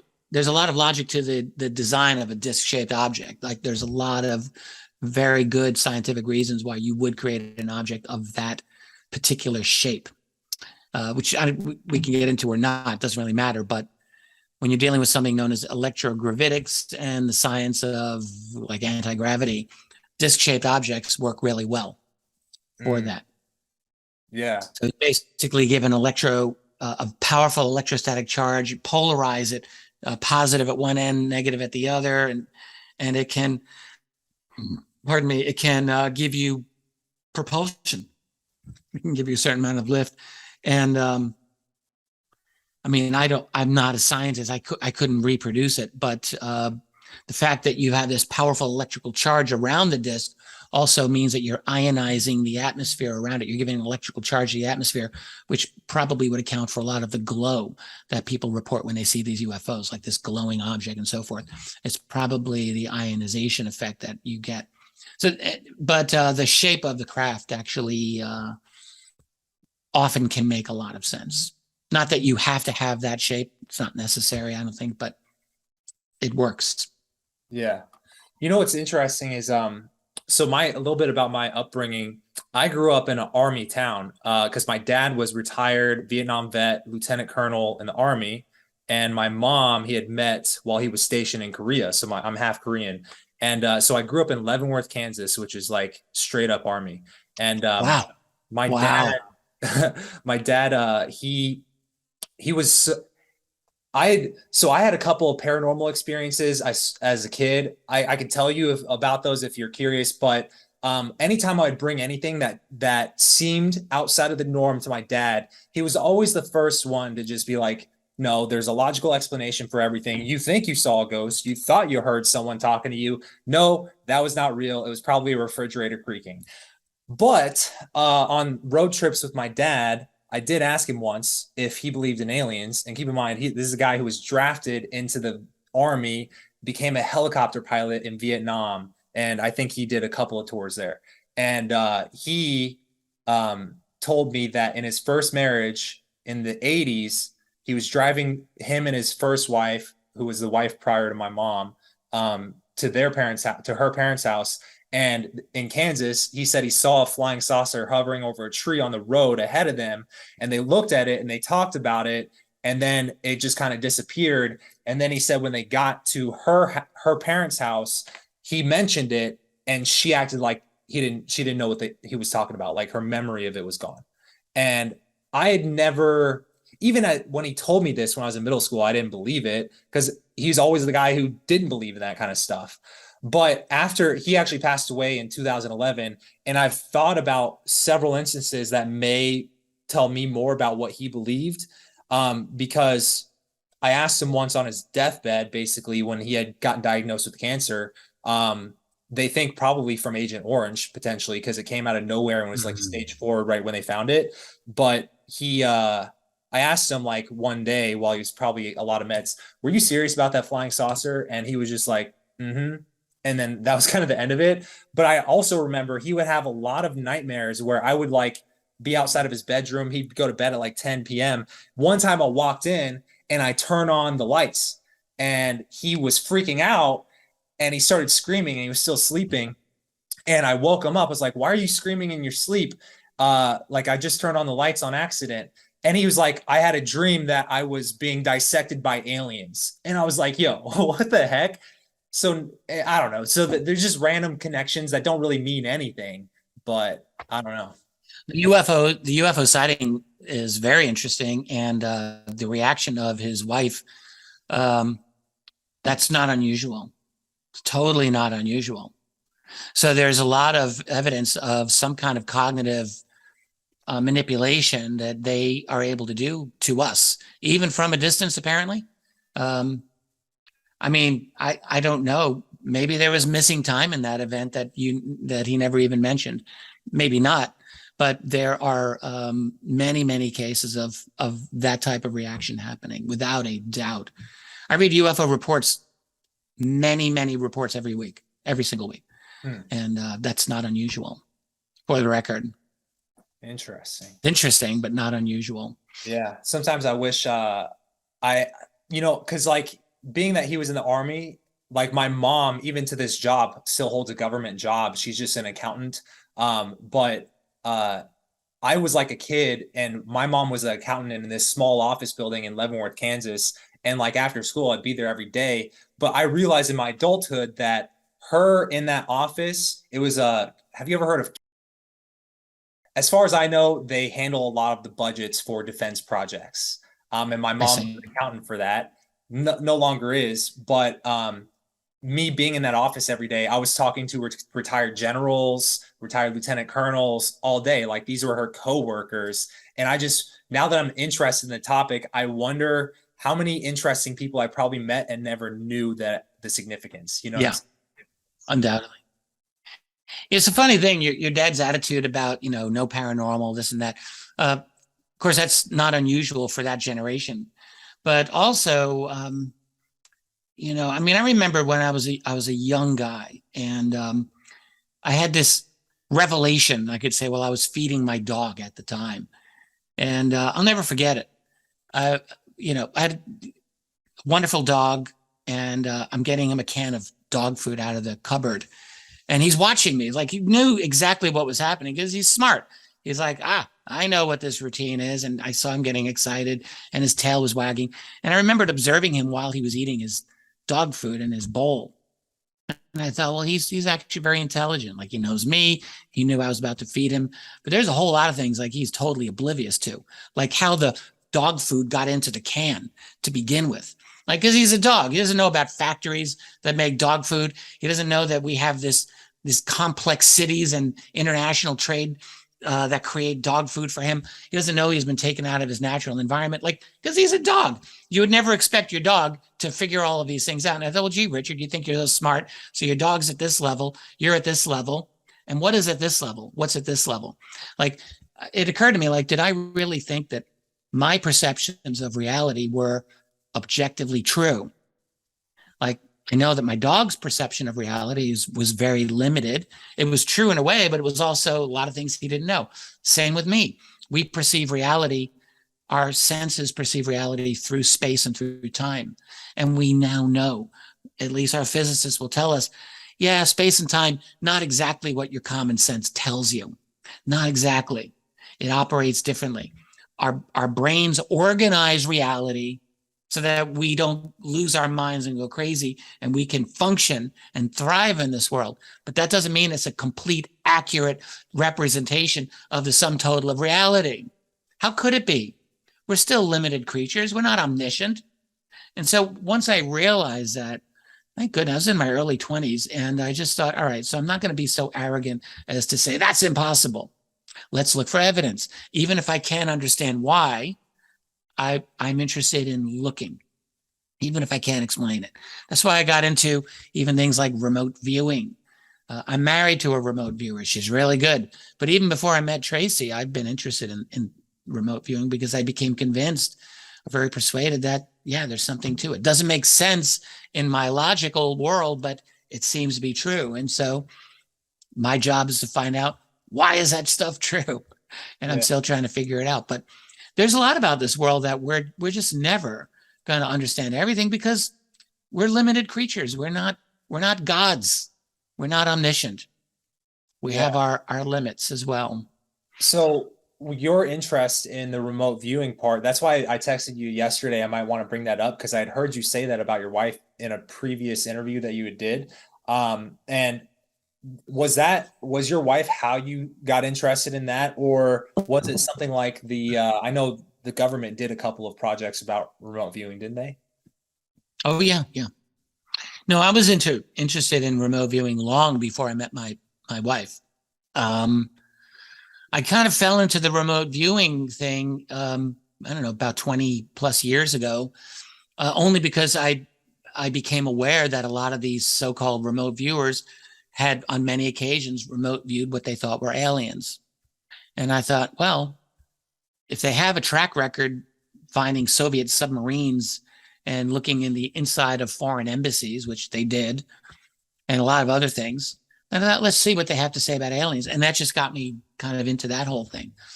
I met a lot of the key remote viewers. I spent an evening in the home of the late Ingo Swann, who was like the greatest remote viewer. I got to talk to Ingo and got to know him. Joe McMoneagle, he's still around. Lynn Buchanan, he's still around. I've got to talk to all of them. And yeah, I'm quite convinced that there's something to that. It's a real capability. Basically, the US's own psychic spies. And we know the Soviets did the same thing. They were studying the same thing. Wasn't there a remote viewer, a famous one, who had, I'm trying to think of his name. He had remote viewed the fact that there was a giant room or cave under the Sphinx. Have you ever heard about that one? Oh God. No, I don't think so. Yeah. And I'm interested in the Sphinx. I'm interested in ancient Egypt, but I don't think I know this one. That's why I was interested. Wouldn't shock me. Would not shock me. I've heard multiple people talk about there's being some cavity under the Sphinx. But that was like, I forget his name. But anyways, yeah, I guess. Yeah. Not sure, but I mean, it wouldn't shock me in the least. So we'd be bouncing into another interesting topic. We'll go from Marilyn Monroe and UFOs to JFK to ancient Egypt. I'm willing to roll with you there, but I mean, I'm fascinated by ancient civilization. Yeah, for sure. Let's kind of bring it back to the through line that we originally started on. Yeah. So Linda, we were talking about her documents about the whole Reagan briefing and whatnot. So just to clarify, that is not one of the Majestic documents. I'm trying to remember. There are Majestic documents relating to Reagan's briefing by William Casey that I think Linda has referred to, but that the SERPO documents are separate from the Majestic documents. They're a separate drop, and I don't remember if in the SERPO documents they refer to a Reagan briefing. They may. I can't remember. Yeah. Okay. So then we were talking about a little bit about how Forrestal kind of lost his mind. He got put into Bethesda Medical Hospital. So one connection that we're kind of leading to is this is kind of where JFK comes into the picture, because didn't JFK have a working or at least some type of mentor-mentee relationship with Forrestal prior to Bethesda? And if so, what was that? I think so, yeah. Well, they knew each other. They were on good terms. I mean, JFK, keep in mind, was the son of the U.S. ambassador to England. So the Kennedy family was important even before John F. Kennedy became a member of Congress. Like, the Kennedy family mattered in the right circles, you know. So, well, and the thing that it has to be said about Forrestal for people who don't know this story. So, right, James Forrestal became the first Secretary of Defense in American history. And a year and a half after that happened, he ended up dying, either taking his own life or being thrown out of a window at the 16th floor. I think he was thrown out of the window. So it was a really crazy thing. Like, and, you know, this is 14 years before the Kennedy assassination, in a time where Americans believed every single thing that their military said. And the Navy immediately, because this is on Navy property, the Navy immediately said, well, yeah, he just took his own life. And no one really questioned it. But there's a lot of reasons to question that and to think that he really was murdered. I did a pretty detailed study of this in my very first book, UFOs and the National Security State, Volume 1. A few other people have looked into this. I just think that everything points to the fact that that man was murdered, and that, you know, the night he was murdered, he had a new security guard who was not the one that would normally be there, who had become close with him. And Forrestal, by all accounts, was getting better. He had kind of a mental breakdown. It's true, and he was put into this hospital. And then on the 16th floor of this building, the day before his brother was coming to get him out of there, his brother Henry Forrestal was absolutely pissed over the fact that he was hardly ever able to see his brother, and he didn't like the fact that his brother was locked up in this place. And he said, I'm just getting him the hell out of here, and we're going to continue his recovery at home. And he said, and I'm going in Monday morning, and if you try to stop me, I'm going to raise hell. And it was that Sunday night, May 22nd, 21st going into 22nd, 1949, that Forrestal did his little bungee jump out the 16th floor. Like, they supposedly tied his bathrobe cord to his neck really tightly, and then tied the other end, this is so bizarre, to a radiator outside by this window in the hallway, very loosely to the radiator, and then crawls out this little window, and then the cord loosens off the radiator, and he just falls to his death. We know for a fact that he tried to get back in. There are scuff marks outside that window. James Forrestal, if he really did try to hang him, what a bizarre way to hang yourself, by the way.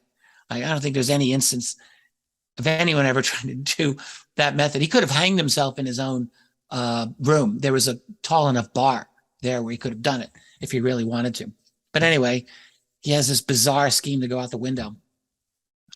No, I think he was absolutely murdered. There's so many other details of that I mean, yeah. So anyway, so while he's in the hospital, right, he has only a few people are allowed to see him. One was Harry Truman, the president. One was his replacement as Secretary of Defense, a guy named Lewis Johnson. One was Lyndon Baines Johnson, Senate Majority Leader, and the most deadly, dangerous, evil president we have ever had, ever. No matter if you're a Democrat or Republican, whoever you love and hate, LBJ, that guy was the worst.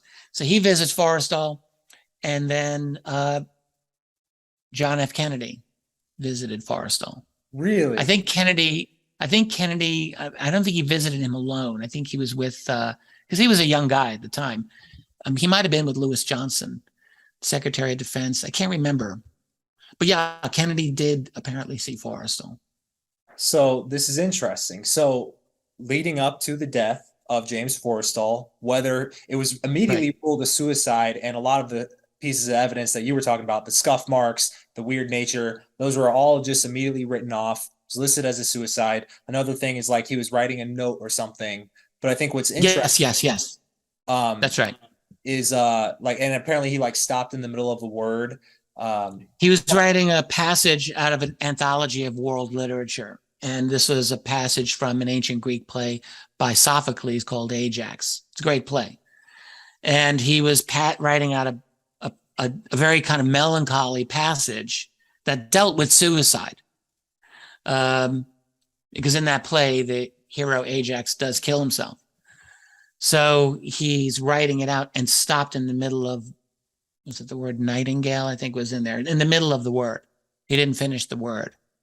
So it's as if because the thing was, this new guard on duty said, I checked in on the secretary at 1:30. He was still awake, 1:30 in the morning. He was in his pajamas, and he had the light on, and he was writing out some notes. I said, is everything okay? He said, yeah, I'm fine. He said, would you like medication to sleep? And Forrestal said no. And then according to this new guy on the job, whose name was Robert, I can't remember his last name. Anyway, so Forrestal then apparently just put the notepad down and got into his head that he had to kill himself. Now, I don't know how much sense that makes to anyone. It doesn't make any sense to me. What makes a lot of sense is if you see that this guy is becoming a major security risk, which he would be. If you let him out of the hospital with everything that he knew, you have to ask yourself, is this guy reliable? Can he be relied on to keep his mouth shut about all things that he knows, including UFOs? And the fact is, they couldn't rely on him. I don't think that they felt that they could. So they had to deal with it.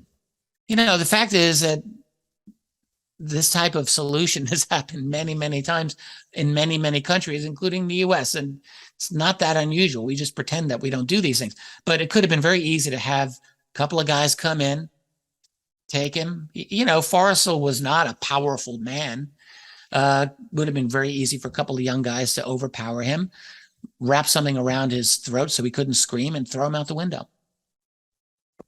How hard would that be? Not hard at all. So that's what it looks like to me. I think he was murdered. Yeah. But yeah, the whole thing with Kennedy, like, this doesn't mean that a young John F. Kennedy would have been in on taking out Forrestal. Clearly not. You know, but what could have happened is that Truman and people appointed by him might have been going in to get a sense of, you know, where is Forrestal's state of mind here? What's he all about? One thing that Truman's people did is they confiscated James Forrestal's very thorough diaries. And, you know, Forrestal, by the end of his time there, was really kind of an enemy of Truman politically. Like, that's the thing. He had been Truman's Secretary of Defense, but Truman never trusted him and fired him when Truman got reelected against all odds. In November 1948, Truman was supposed to lose that re-election to the Republican Thomas Dewey, and everyone knew that Forrestal was a Republican and a Dewey sympathizer, and had actually quietly met with Dewey during the campaign. Truman learned about that and was just pissed. That's like an act of disloyalty. You can't overcome that. So Truman knew that when he got reelected, he was going to fire Forrestal, which he did. And so Forrestal and Truman were like not politically friendly at the end. And here's Truman confiscating Forrestal's diaries while Forrestal's in the hospital for national security purposes. Yeah. And those diaries were published in a very sanitized form a couple of years later, but all the good stuff was not in there. Has there been ever like FOIA requests to get the whole thing, or no? I think Forrestal's diaries are, such as they exist, are at Princeton University archives, I think. But There's nothing relating to UFOs in those diaries. So whether they're complete or not, I don't know. I haven't really studied. I haven't gone to Princeton to read the full diaries, and I have not read any analysis of anyone who has. So it would be an interesting thing to look into. So there's a couple interesting connections here already. We got Lyndon B. Johnson, who is a member of Majestic 12 listed on the documents. You got James Forrestal. Well, right? Lyndon Johnson was not listed as one of the original 12 MJ12 guys. No. Oh, really? He was not. Okay. No, I just want to make that clear. All right. So LBJ was not listed there. Yeah, no biggie. But he was, I mean, Johnson was a player. Johnson was the most like politically savvy and dirty members of the Senate that we may have ever had. Certainly in the 20th century. He's like, I spoke to a JFK researcher who explained very clearly to me that Johnson had his own personal hitman who just did projects for him, took people out. And of course, he was famous about bringing up the cemetery vote in the Texas elections when he was running for office. He was unbelievably corrupt and a very intimidating guy as well, like a really intimidating presence. Like no one screwed with Lyndon Johnson. He was all about power politics. So he was definitely someone to reckon with. And so yeah, he saw Forrestal. I don't know the nature of their conversation. I have no idea. I see. I've heard some people imply that he was there to deliver the bad news that they were going to take Forrestal out. What are your thoughts on that? I don't know. I'd like to know the source of that, and I'd like to examine it myself. I don't know. I'm not saying it's impossible. I just don't know who would be in a position to know such a thing. How would that information be known? Yeah. Is my big question. Okay. It's not impossible. It's not impossible. Yeah. So we are seeing already a connection though to Forrestal and JFK. I guess I'm curious because I want to dive deeper into the UFO connection to JFK and how that could potentially be one of the reasons why he was taken out. Is there a connection to the UFO JFK connection to this whole Forrestal storyline as well? Right? Is there an interest with Forrestal and UFOs, and did that translate to JFK? Probably yes to both. So Forrestal could not have been interested in UFOs. It would not have been possible. I'll give you a perfect example why not. But we know for a fact that starting in the summer of 1948, when Forrestal was still alive and still Secretary of Defense, the summer of 1948, President Harry Truman began receiving quarterly briefings on UFOs from his Air Force liaison, a guy named Colonel, later General Robert B. Landry. Landry talked about all of this in his retirement in an oral history interview that he gave. So Landry coordinated with Central Intelligence every 3 months to brief President Harry Truman on UFOs. Every 3 months to the end of Truman's presidency in the beginning of 1953. So that's either 16 or 17 or 18 briefings that Truman had on UFOs.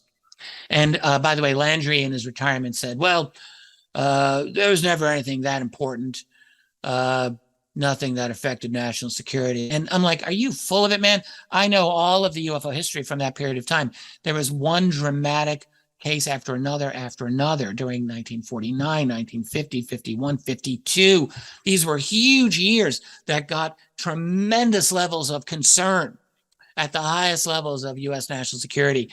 There is no way in hell that Landry is just going to be giving a BS story to Truman 17, 18 times in a row. Not a chance.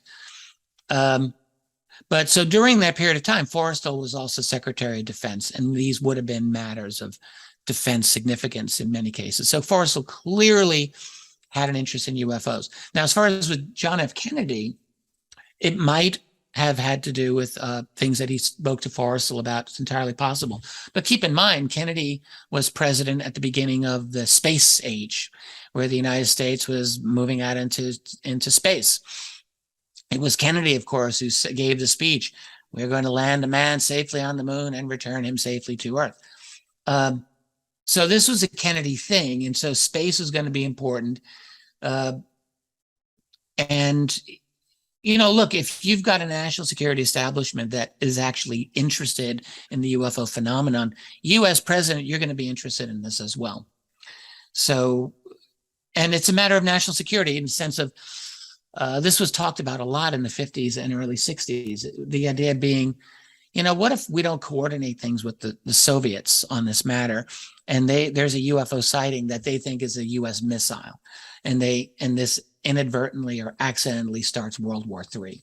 This was something that was discussed quite a lot in UFO research circles at the time, and apparently it was a concern in national security circles. There's a memo that Kennedy, in my opinion, certainly did write that was dated November 12th, 1963, so 10 days before he was assassinated, in which, and this is a MAJESTIC document, and it was also apparently found in a FOIA search by a researcher named, by the last name of Lester. But this is a document where Kennedy's directing the CIA to, what it looks like, it's hard to say, but it looked like he might have been interested in lowering the classification level of some of these UFO reports so that NASA could then coordinate with the Russians, Soviets, on UFO matters as a way to extend cooperation with the Soviets and maybe minimize the risk of nuclear war through misunderstanding. That's what this memo seems to say when I read it. 10 days later, he's dead. So, the question is that the reason Kennedy was killed? I look at Kennedy's assassination as there was once the mystery writer Agatha Christie, and she wrote Murder on the Orient Express, her most famous novel. And in that novel, the guy he's killed on a train, and they're trying to figure out who did it. And spoiler alert, everyone did it. Everyone hated this guy. So everyone, you find out, stabbed him one time, and they took turns. So that's Kennedy. Kennedy's that guy, because there were all of these reasons that the national security state wanted Kennedy out. They wanted to kill him. UFOs is one of those reasons. Vietnam's another reason. Oliver Stone did this in his movie JFK, and I think he was right. Kennedy did probably have second thoughts about Vietnam, and there is a case to be made that if he had gotten reelected, might have initiated a paced withdrawal of American troops out of there. Looks like it. The evidence may never be definitive, but it does look possible. Kennedy, got himself, hated the CIA. They got him into the Bay of Pigs fiasco as soon as he became president. That was a total disaster that he inherited from them. And he was the one with egg on his face, and he had to clean up the mess. Very embarrassed over that whole thing gone wrong. And basically tried to decapitate the CIA after that, fired Allen Dulles, who ran the CIA, and all his top guys. 12, right? Allen Dulles. Say that again? And Allen Dulles was also one of the MAJESTIC 12 members, right? He was not listed in the original MJ-12. No, Allen Dulles was not listed. But you never know. It's, would Allen Dulles have been a member of MJ-12 later? Could he have? And the answer is yes, he absolutely. In fact, I think the idea was that he was MJ-12, just not one of the original MJ-12s. So when the first director of the CIA, Roscoe Hillenkotter, left the CIA in 1950, I can't remember. I don't know if this is the case, but Allen Dulles could easily have succeeded him. So Dulles knew all about UFOs. There's no question whatsoever about this. And so Kennedy fires Dulles after the Bay of Pigs and got himself completely on the enemy side of all the Cubans who wanted Castro gone, who were deeply connected to the CIA. So that's a whole new dangerous group of people who are now your enemies. Kennedy also took on the Federal Reserve Bank by issuing $4 billion of non-Fed dollars in June of 1963. Not a lot of money even back then, but it was a signal that he was taking on the Fed. Bad idea. So Kennedy was, his basic problem, John F. Kennedy's basic problem is that because he was president, he actually acted as though he was running things. And, you know, what he probably didn't fully appreciate is that America was no longer the old-fashioned republic. It was an empire, and it had to be run like an empire, which meant that you don't just go against the CIA and think you're going to get away with it. No. So he made himself an enemy of the entire national security establishment. But the UFO problem, yes, this was a serious issue as well, and leaks that had to be dealt with. This is one reason why Marilyn Monroe may have been taken out. So Marilyn Monroe, of course, who had a long-standing affair with John F. Kennedy, even going through the 1950s. They knew each other for a long time, and they were very close. And she also had an affair with Bobby Kennedy, his brother and Attorney General. And then, you know, in 1962, JFK was told, like, you've got to stop seeing Marilyn Monroe. This is the world's most famous woman. And like, you're having an affair with her. And it so happened that an affair had taken down the UK government. What was that? Profumo, this British prime minister. And he had an affair with like a secretary or something. And it took down the government of the UK. It was a huge scandal. So all Kennedy's people around him are like, you see that? This is going to happen to you. You have too many girlfriends, and one of them is the most famous movie star in the world. Like, this is a bad thing. You got to stop. And JFK apparently is like, yeah, you're right. So he tells Bobby, his brother, tell Marilyn, I can't see her anymore. And Bobby starts up with her for a few months. Bobby Kennedy, father of 8 kids, Attorney General of the United States. He's having an affair with Marilyn Monroe throughout the spring and early summer of 62. And then he breaks it off. And now Marilyn Monroe is pissed. Her attitude is, these Kennedy brothers can't treat me like this. Who do they think I am? I'm not just some, you know, she's talking to all of her friends about this. You know, I'm Marilyn Monroe. You don't treat me like this. And there's a memo that surfaced that I personally believe is 100% true, which is a CIA memo dated August 4th, 1962, the day before she was found dead. And it's talking about a source of the journalist Dorothy Kilgallen, who herself was murdered in the aftermath of JFK. Dorothy Kilgallen had a contact, the hell was his name? Arthur something, I can't remember, Henry something. Anyway, so he was at these Hollywood parties, and he's telling, and this is the CIA tapping Howard Rothberg. Dorothy Kilgallen's phone. What's that? Howard Rothberg. That's the guy. Yes, Howard Rothberg.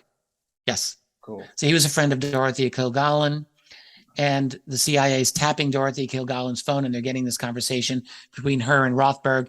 And Rothberg is telling her, yeah, I've been at these Hollywood parties, and Marilyn is pissed. And she's talking about how the Kennedys screwed her over. And also the rumor was that there was this, you know, during, I think they called it pillow talk between her and JFK, when he told her about alien bodies at a secret base in Nevada.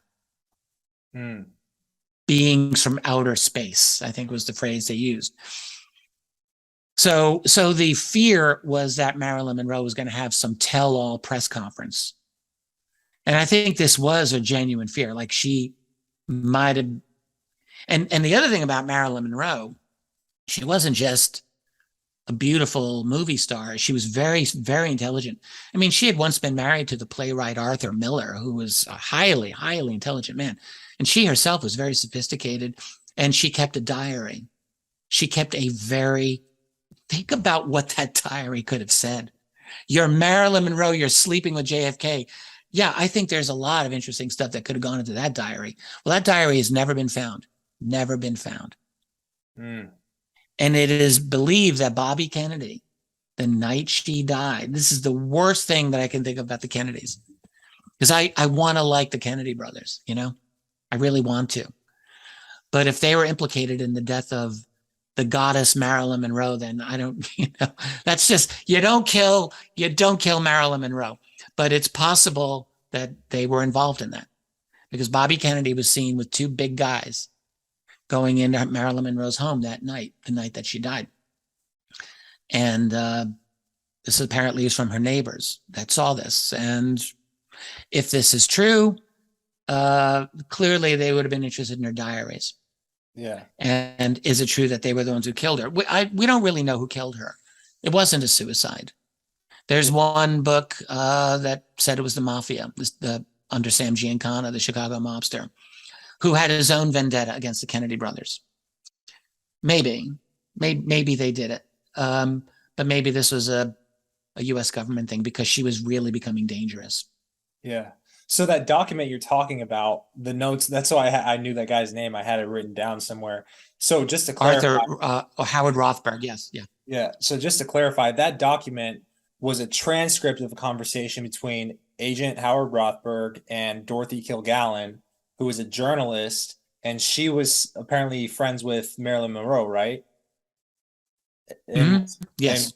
And was the transcript Dorothy saying that Marilyn knew about aliens and wanted a tell-all press conference? Is that what happened, or was that a separate document talking about the tell-all? Well, I'm not aware of an actual transcript. I'm not aware of a transcript. I'm aware of one memo dated August 4th in which they're talking about what Rothberg said to Kilgallen. I'm sure they would have had a transcript. If there is a transcript, I've never read it. Got it. I was just looking for clarification on what the document was. And was that the document that talked about Marilyn wanting to tell these secrets? Yes. So apparently Rothberg was at these Hollywood parties and he's telling Kilgallen that Marilyn is singing like a canary and she's ready to talk. And she was in a foul mood about it all, basically. So that document was written, it was dated August 4th, which was the day before she was murdered. So, and that, has that document been verified, or is there any debate about it? No, people debated, of course. We had people saying it's, maybe it's a hoax. It's a pretty damn good hoax if it is. One of the things about it is that there's in the top part of that document, back then documents were made that would have carbon copies. So a lot of younger people don't. I remember carbon paper when I was a kid. So basically, to make a copy, you would have a thin sheet under the paper that was carbon, and it would make an impression on a sheet below. So you automatically had a copy. You had like two versions of the same paper. This is even before like xerography became, a big thing, and obviously well before computers. So carbon copies were common. So what I'm saying is that on that document, there's a carbon copy impression of another document that has the name Shulgin on it. And for people in the UFO field, Shulgin is a significant name. And he is on another important UFO document from the 1940s. And so one could see a scenario in which a bunch of these UFO documents were kept in a file folder really tight together, where an impression from this other document could have made its way onto this Marilyn Monroe document, which would add, in my opinion, would add to the credibility of that document. And I think that is what happened. Wasn't there one version of that document where it did say the classification MJ12 on the bottom of it or something? I can't remember with the Marilyn Monroe one. Yeah. I can look at my own version here. I don't recall. In 1961. Oh, this is, so the document's dated August 3rd, not August 4th. I was wrong. August 3rd. And it says down here, top secret. Some of it's tough to read. Top secret, not for publication. Oh yeah, it references moon dust, which is interesting, UFO connection there. So I don't see MJ on this, but I could just be missing it. So the notes that I had, and I think I'd seen one video where their whole channel is about like talking about if certain documents that are released are legit or not. I forget the name of the channel. I'll give credit to it for sure. But they had talked about there being two versions, one that was leaked and then one that was obtained by the CIA for investigation to see if it was real or not. And they were saying the original one had MJ12 on the bottom, but then the CIA version had that part cropped off.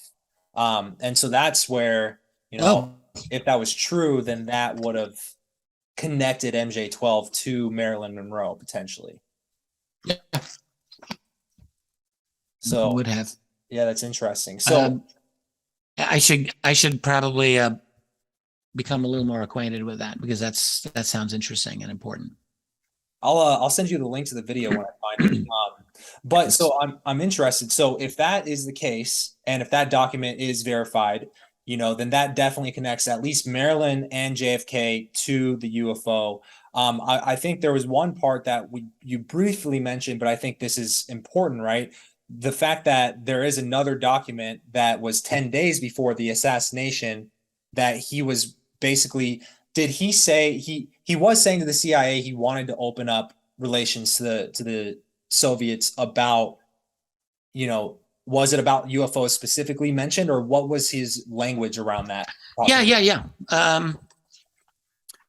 He got it right here, I believe. Let's see.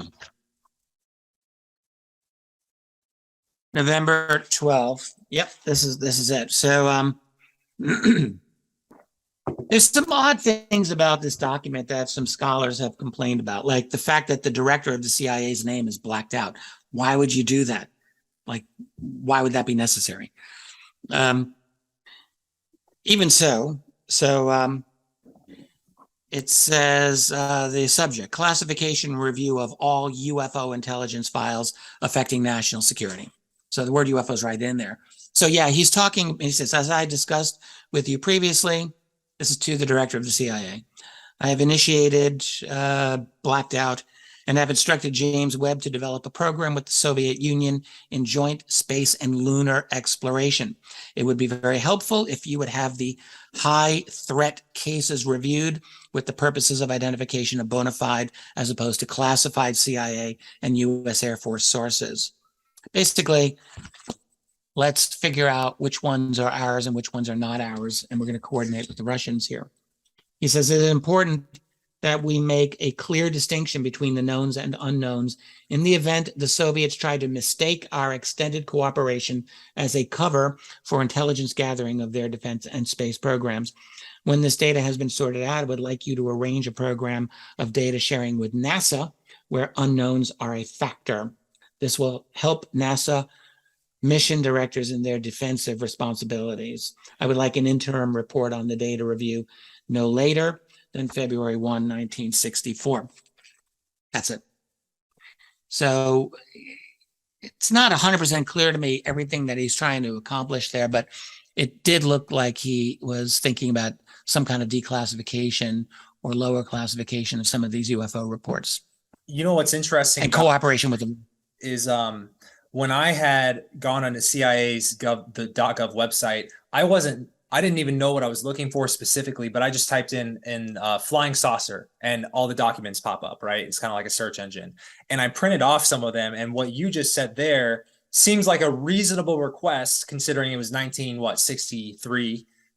Because one of the documents I did find, and I just happened to have it on my desk, was for the director of the CIA in 1952 regarding flying saucers. And they specifically said, the USSR is credited with the present capability of delivering an air attack against the United States. Yet at any given moment now, there may be a current dozen official unidentified sightings plus many unofficial ones. As tension mounts, we will run the increasing risk of false alerts and even greater danger of falsely identifying the real as phantom. So there is obviously concern for both sides. That's September of 52, I'm thinking. Yeah. Yep, exactly. Yeah. Well, the CIA also, yes, this was always a concern. It's important to remember that there were a number of reports going to the director of the CIA that also indicated that this phenomenon is actually totally unexplained. So there is a CIA document, my very favorite one, totally confirmed through FOIA, December 2nd, 1952, from the Director of Scientific Intelligence, whose name was H. Marshall Chadwell.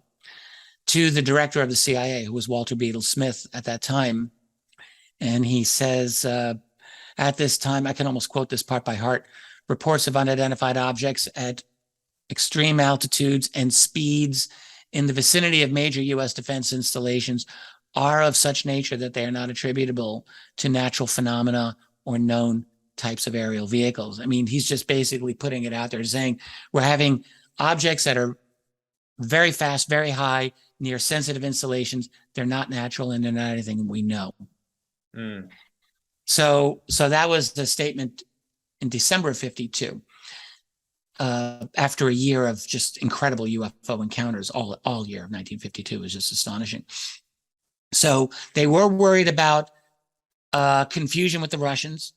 They were worried, as they used to say back then, of having UFO sightings clog our communication channels so that if the Soviets tried to do an attack at that time, we would be helpless, we were told, because everyone would be on the telephone talking about UFOs, supposedly. So this was a big concern. But it's also true that they were concerned for another reason, which was that these things are flying all over the place and they have no control over it. They had no control over these phenomena. And by the way, let me just take a little segue here. This was what got me into UFOs to begin with, almost 30 years ago, when I realized, like, holy shit, there's all of these violations of sensitive airspace by objects that are being perceived as disc-shaped, that have incredible maneuverability, that can instantly accelerate, that our best interceptors have no chance of dealing with. And it's happening again and again and again and again and again. And during the late 1970s, when our Freedom of Information Act was used really for the first time ever, someone kept shaking that tree and all these documents kept falling out, and they were amazing documents. None of them were saying, yes, we saw an alien being. Yes, none of them went to that level, but many of them stated that we cannot figure this out. And these objects do not look normal. They're not supposed to exist, and yet they're here. And so that's a serious thing. That's what got me obsessed by the UFO subject to begin with all those years ago. So what I quickly was able to conclude is that there were hundreds of United States military encounters with UFOs just in the 40s and 50s and 60s.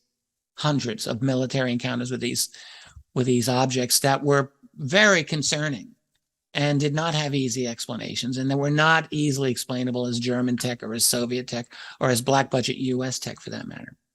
There's still not a good explanation for most of those.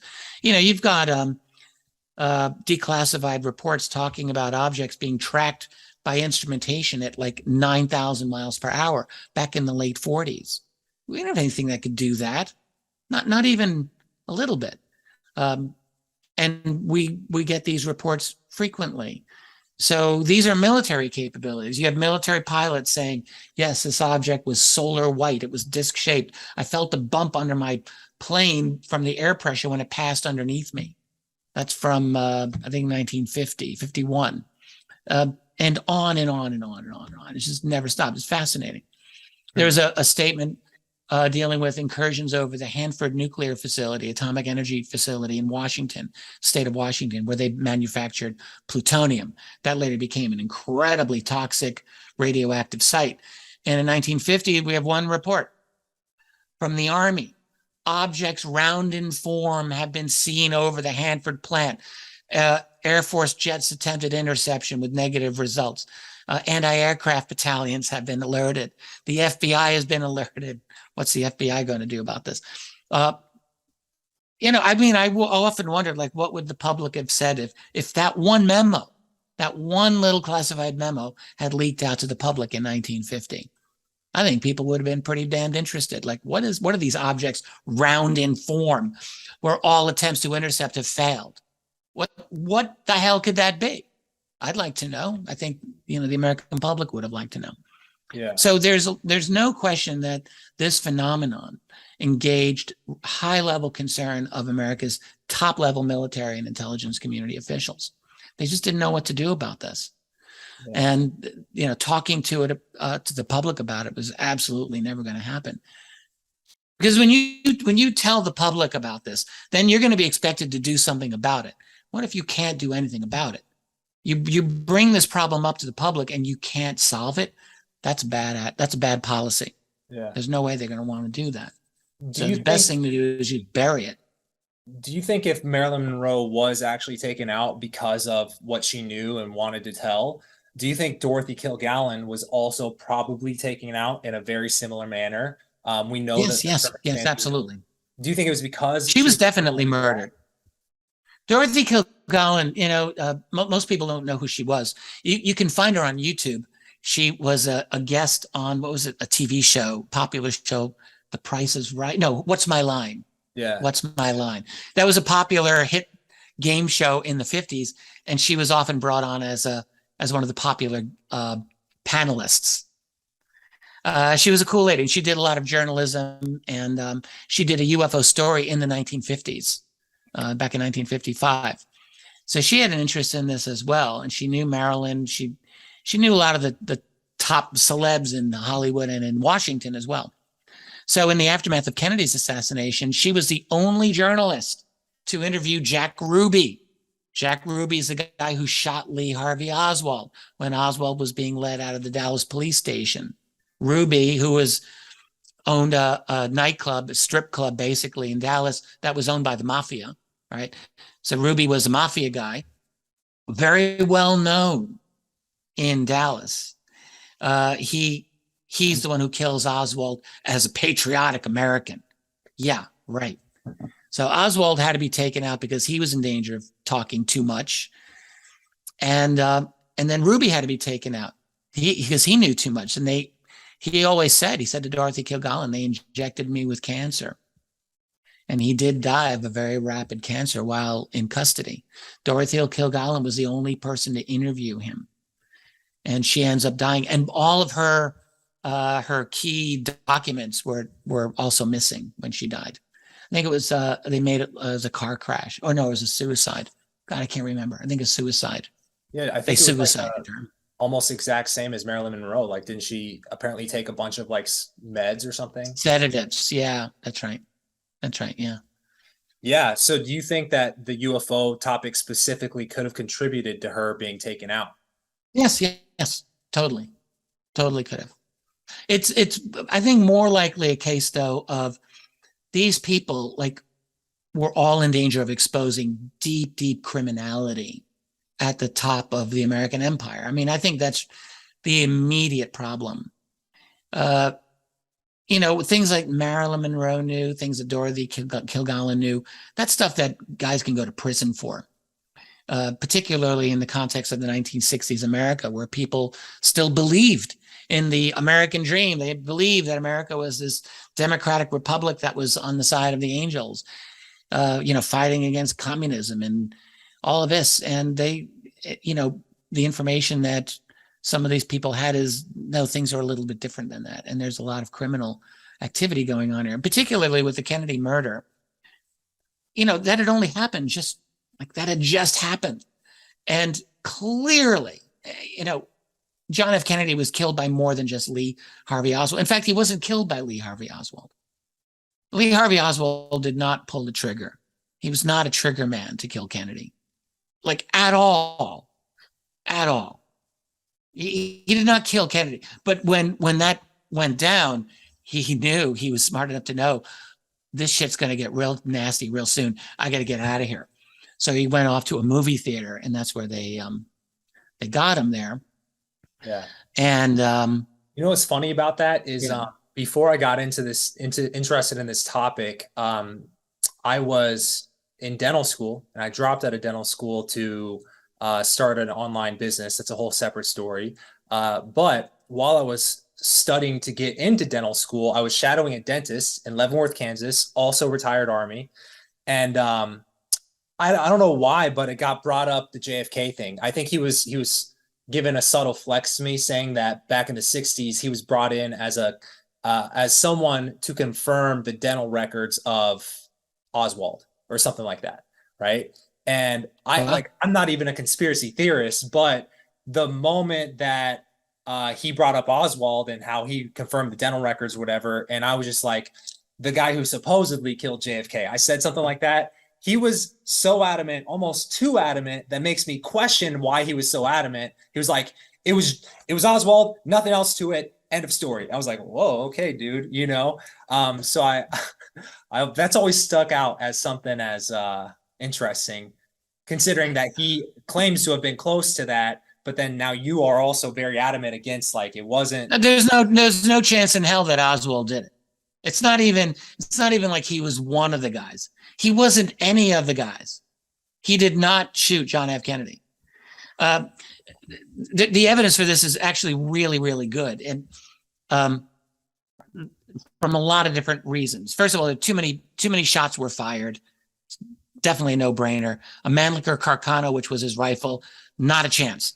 Also, Oswald was seen on the bottom floor of the Texas Book Depository building. I'm a little hazy on some of these details, but he was clearly seen at a vending machine several floors below. He would have had to like race up, race down, like, no, it didn't happen. It did not happen that way. Well, all of the forensic, all the surgeons who saw Kennedy as he was dying, it was basically already dead when they brought him to the hospital, Parkland Hospital. They all described an exit wound in the right parietal lobe, the right back of his head. One of them was actually close enough to Kennedy. He said the most sickening thing I ever saw in my life was the president on his gurney, and he said, I saw his brain fall out of the back of his skull. All right. I mean, it's sickening, but what it meant is that's an exit wound there. That means basically one of the bullets came at the front right of Kennedy's skull and went through the entire right side of his head and came out the right side of the back and blasted it open. That's the grassy knoll, right? Yeah. That's where they shot him from. And he was triangulated. And if there could have been a shooter up at that 6th floor of the depository, but it wasn't Oswald. No way, not a chance. So he was set up, but Oswald was someone, this is where Oliver Stone's movie, JFK, like he did a couple of things really good in that movie. And one is where they point out Oswald was living in New Orleans for a while, just before this all happened. And you see that he had a relationship with the FBI, where he was sharing an office with the FBI, where he was at the time pretending to be this Marxist revolutionary, starting this organization called Hands Off Cuba. Like, Fidel Castro's a good guy. Here's Lee Harvey Oswald, ex-Marine, who then defects to the Soviet Union in the late 1950s. Just so happens during a period where a bunch of other military guys also defected to the Soviet Union at a time when the U.S. intelligence was getting nothing out of the Soviets. The Soviets clearly knew what was going on. This was a U.S. op to have pretend defectors to try to get information out of the Soviets. And Oswald was one of these guys. So Oswald was always working with U.S. intel. All right. He was an operative for the U.S. intelligence community. And he's working with an FBI guy named Guy Bannister. Same office, but a different address. Bannister's, because it was a building on the corner. So Oswald's address was this one street, Bannister's address was this other street, but it was the exact same office. And, they had all these Cubans coming in and out of there. It was a crazy scene, at least according to the investigation done by Jim Garrison in the 1960s on this. So, no, there's a story there with Oswald. He knew the story, he knew the score, and I think he very quickly realized that he was being set up. Is that where, okay, so I actually made a couple of notes, and I'm glad that you brought this up because I was kind of confused on this connection. And I think it was a program that you were definitely featured on talking about the JFK connection. And they went on this whole segment about the Maury Island incident, and that's where Guy Bannister's name came up. So can you kind of clarify that segment of this story? A little bit, yeah. Guy Bannister was a longtime FBI agent, very high-level guy, friends with J. Edgar Hoover. He investigated the Maury Island incident. So the Maury Island is in the state of Washington. And in 1947, this is just before Roswell, June of 1947, there was a very interesting alleged UFO event that took place where, excuse me, I have a little bit of heartburn here. Okay. So an object was seen by this guy whose job was he salvaged logs that were like littering the bay there. And it was a business. So you grab the logs and bring them in. So he's out on his boat and he sees what he says is this flying saucer in trouble. There's actually a bunch of them he sees. And one of them, which seems to be having trouble, it ejects this material. It's almost like this slag-like, rock-like material just comes out of the craft. And then the craft seems better and it takes off. So this is investigated. And it actually did bring two military guys from Hamilton Air Force Base in California, which is not that far. So they come up there, they're doing an investigation. And the famous pilot, Kenneth Arnold, the guy who saw flying saucers, started the whole thing. Kenneth Arnold was asked to investigate the Maury Island incident, not by the FBI, but by Fate magazine, which wanted to do a story on this. So they said to Kenneth Arnold, we'll pay you a couple $100, which is good money, if you investigate this. So Arnold's like, sure. So Kenneth Arnold is there. And he's got a pilot buddy of his who's helping with the investigation, as a matter of fact. And then here comes the FBI. They're looking into this a little later. Meanwhile, you got the Air Force there. The Air Force guys apparently recovered the slag-like material that was ejected.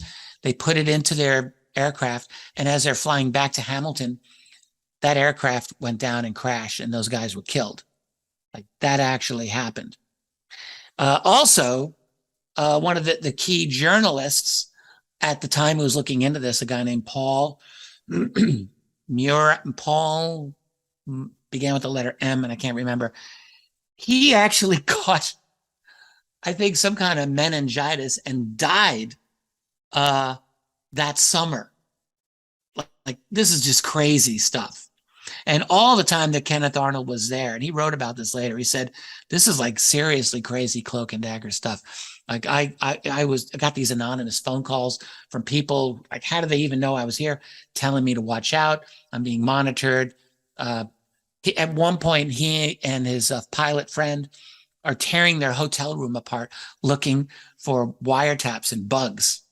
Like, this could be a movie, easily. So, and in that context, these guys from Hamilton Air Force Base get the slag material and they are killed. Arnold actually also said that when he went to fly back, because he was a very accomplished private pilot, to fly back to Idaho where he lived, that his plane, he believed, was sabotaged. And it was very fortunate that he caught the sabotage before he went up and flew, because he said, I could have died. So, like, this is crazy stuff. So the FBI investigated this. But Guy Bannister did get involved in this. And one of the people involved in the Maury Island case was a guy named Fred Chrisman. C-R-I-S, man, Chrisman. And Fred Chrisman was rumored to be involved with U.S. intelligence as a paperclip guy in helping bring the German scientists over in Project Paperclip, which was still ultra secret in the early 1960s. Fred Chrisman is believed to have a connection to the JFK assassination at Dealey Plaza. It has been argued, not conclusively, but it has been argued that he was one of the famous hobos that were arrested originally and then let go. There were a bunch of guys who were called the Three Hobos, and they were let go, and it's hypothesized that these were intelligence operatives, and Chrisman was supposedly one of them. And Guy Bannister, I'm glad you reminded me of that, because I think he was the FBI guy who did the main follow-up FBI investigation of that, and I think interviewed Harold Dahl, who was the original witness, the logging guy. So yeah, you've got a connection here with this very bizarre cloak and dagger, something that happened at Maury Island in the state of Washington in 1947. And now here you are 15, 16 years later, and some of these names pop up with Kennedy. There may very well be a real story there. So Just don't know the details. So just to clarify, just because maybe my brain just gets confused as soon as names start flying. So Harold Dahl is the guy who saw the slag being dumped out at the thing. Guy Bannister is an agent, along with Fred Chrisman is an agent, who were both people who were involved in the investigation of Maury Island, right? Well, I don't know. No, Chrisman, I don't know what Chrisman's role with the FBI was. Chrisman was Dahl's supervisor, supposedly, for this logging salvaging operation. So he was a witness as well. Chrisman was not a direct witness to the UFO. Only Harold Dahl was, along with his teenage son, who apparently was with him, and his dog, which we are told was killed by a piece of the slag that came down. Like, that's a horrible thing. There's a lot of weird things about this story that are very tough to pin down. But fortunately, Kenneth Arnold was actually a smart, reliable guy whose investigation you can read about because that book is available. And he writes a lot about it. It's a fascinating book. It's called The Coming of the Saucers. And he writes a lot about this. But yeah, Chrisman supposedly was Dahl's supervisor in this logging salvaging operation out near Tacoma, Washington. But Chrisman is said to have been part of Paperclip 15 years earlier. As far as there's a guy named Ken Thomas who wrote the book on this. Like, he was one of the people brought in? Or so you're saying Chrisman was one of the Nazis brought in, or he helped the operation? He would have helped. He would have been one of the Americans bringing them in. Gotcha. Chrisman was a very, like, definitely unsavory character from everything you learn about him, and not like probably a habitual liar, is the impression that I've always had.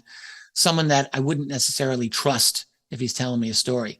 But those are the kind of guys who end up in intelligence frequently. So often. And then Guy Bannister was just one of the guys who investigated Maury Island, right? Yeah, I believe so. Well, it would have been all after the fact. It would have been all after the fact. Like, the FBI did their investigation of that, I think in mid-July, late July. They're there asking questions of these guys. So like close to a month later. Gotcha. And then the pilots who were flying the slag, they both go down. Kenneth Arnold maybe potentially was targeted afterwards, but do you think they went down because of maybe the radioactivity or something affected the plane's inner workings, or do you think the planes were targeted to be taken down and never reached destination? Hell knows. I mean, I don't know, but it looks to me that, yeah, it looks like they would have been targeted to be taken down, unless it's a freak accident. But that would mean that there's a lot of really freak accidents that occurred during the Maury Island investigation. And it's just too many. Yeah. The journalist, Paul, I can't remember his last name, Murat, maybe, but he died like around the middle of August of some kind of meningitis, some kind of nasty, unusual thing that just killed him. And he was the one journalist who was actually helping Kenneth Arnold, feeding him information, saying like there's some dark stuff going on here. And he just happened to be the one who died really horribly and unexpectedly. Interesting. There's some bizarre cloak and dagger stuff going on with Maury Island. There's one thing that I think is the smoking gun to this whole topic of JFK being compared to UFOs that we haven't hit yet. The burned memo. So can you talk a little bit about that? Oh yeah. So this is one of the so-called MAJESTIC documents. Now, what are these? They come from different sources. Pardon me. But most of these came to a guy named Tim Cooper. He's still alive. Tim Cooper is quite elderly at this point. He lived in Big Bear California. So that's, you go out of LA up into the mountains toward Nevada. It's beautiful. I was there once. It's a gorgeous place. And so Cooper's father, boy, I wish I could have remembered this off the top of my head, but his father was a high-level government military official who walked in some very good circles, very powerful circles. And because of that, Cooper received information from sources that were tight with his father, that were, you know, according to this narrative, wanting to get legitimate UFO information out to the world. And they selected the son of this really great guy that they knew, Tim Cooper. And so he gets a bunch of these documents. And again, as I was saying before, these aren't just photographic negatives like the original MJ-12 documents were. These were actual pieces of paper, many of which have been subjected to forensic analysis. So Cooper had these papers, and one of them is the so-called burned memo. And the guy who sent this to him said, I literally snatched the directives from the fire. These were documents set to be destroyed. Said, I literally snatched the directives from the fire and have kept them safe from review. To allow a review would compromise future directors and put the agency in a difficult position. He says, I feel the time is fast approaching when these files will be pried loose and the public's right to know should begin. We in Central Intelligence have monitored civilian UFO research for a long time and played a major role in keeping the community there busy. So anyway, he gives them this memo. This is one of them here, and there's a bunch. They refer to the president as the code word Lancer. This is a memo from the director of the CIA. This is undated, by the way. There's not a date to this one. So we don't even know if it's 1963 or 1962 or even 1961. It's one of those. There's not a date on it. But essentially, it talks about the president has expressed an interest in, what does it say here? You must know Lancer, that's Kennedy, has made some inquiries regarding our activities, which we cannot allow. Please submit your views no later than October. Your action to this matter is critical to the continuance of the group. And this is from the director of the CIA too. MJ2, MJ3, MJ4, MJ5, MJ6, MJ7. That's those guys. So 6 people identified only by that name. Referencing Project Majestic and Jehovah, MJ. And think of it, Majestic and Jehovah gives you MJ. And that is what this document basically makes clear here. So you get a little bit of a background as to what is the meaning of MJ. Well, it's a combination of 2 previous classified initiatives by those names. The key part, this is a multi-page document, is the last page where it's they talk about wet work. In the intelligence field, wet work refers to assassinations, wet meaning blood. You know, we got to kill him, we're going to do some wet work. And they say here, when conditions become non-conducive for growth in our environment and Washington cannot be influenced any further, the weather is lacking. Clearly, that's their code word for bad weather. This is a little bit smudged, but any participation or any operation, I think, it should be wet. Is the last statement. It should be wet. So indicating, apparently, if Kennedy is not going to cooperate on MJ-12 and this whole matter of UFOs, we have to take him out. This is way too important. That's clearly the implication of the burned memo. So an interesting series of events here, because this kind of completes the story of JFK, at least kind of where this conspiracy might come in. You got the year prior, Marilyn Monroe. And then you got that coming out at least sometime before October. And then that document that JFK sent to the CIA about wanting to share UFO secrets to the Soviets 10 days before the assassination. And that memo was in November. So even after this document, right?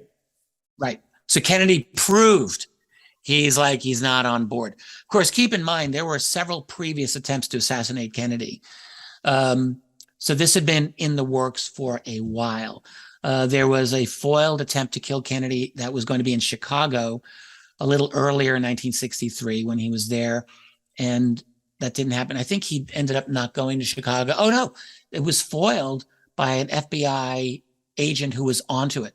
In fact, I think it was the first African-American FBI agent ever, if I'm not mistaken, but he foiled the plot to kill Kennedy for Chicago. And then they were going to take him out in Miami.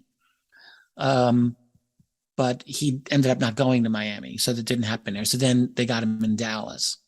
So the operation had been planned for a while, but you have Kennedy like proving he is clearly not cooperating with the big boys in intelligence who are running this. So yeah. By the way, if one goes to the website majesticdocuments.com, which I think it's a great website. Ryan Wood still runs that website with his dad, but it's basically Ryan at this point. They do an analysis of all of these documents. Like Ryan, they talk about the analyses done to confirm all of the various documents, including the burned memo. And for the record, the Woods put a very high level of credence in the authenticity of that burned memo. It's like there's a lot of documents that they'll say, well, it could go either way. With this one, it's all the way. They're like, this, we feel strongly this is legit. And they have done a lot of analysis into it. So it's just worth keeping in mind.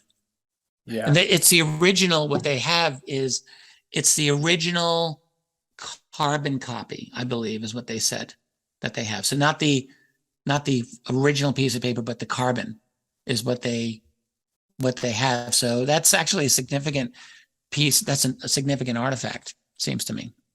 Interesting. And do they keep these like in a safe space, like under lock and key somewhere, or what? I hope so. Yes.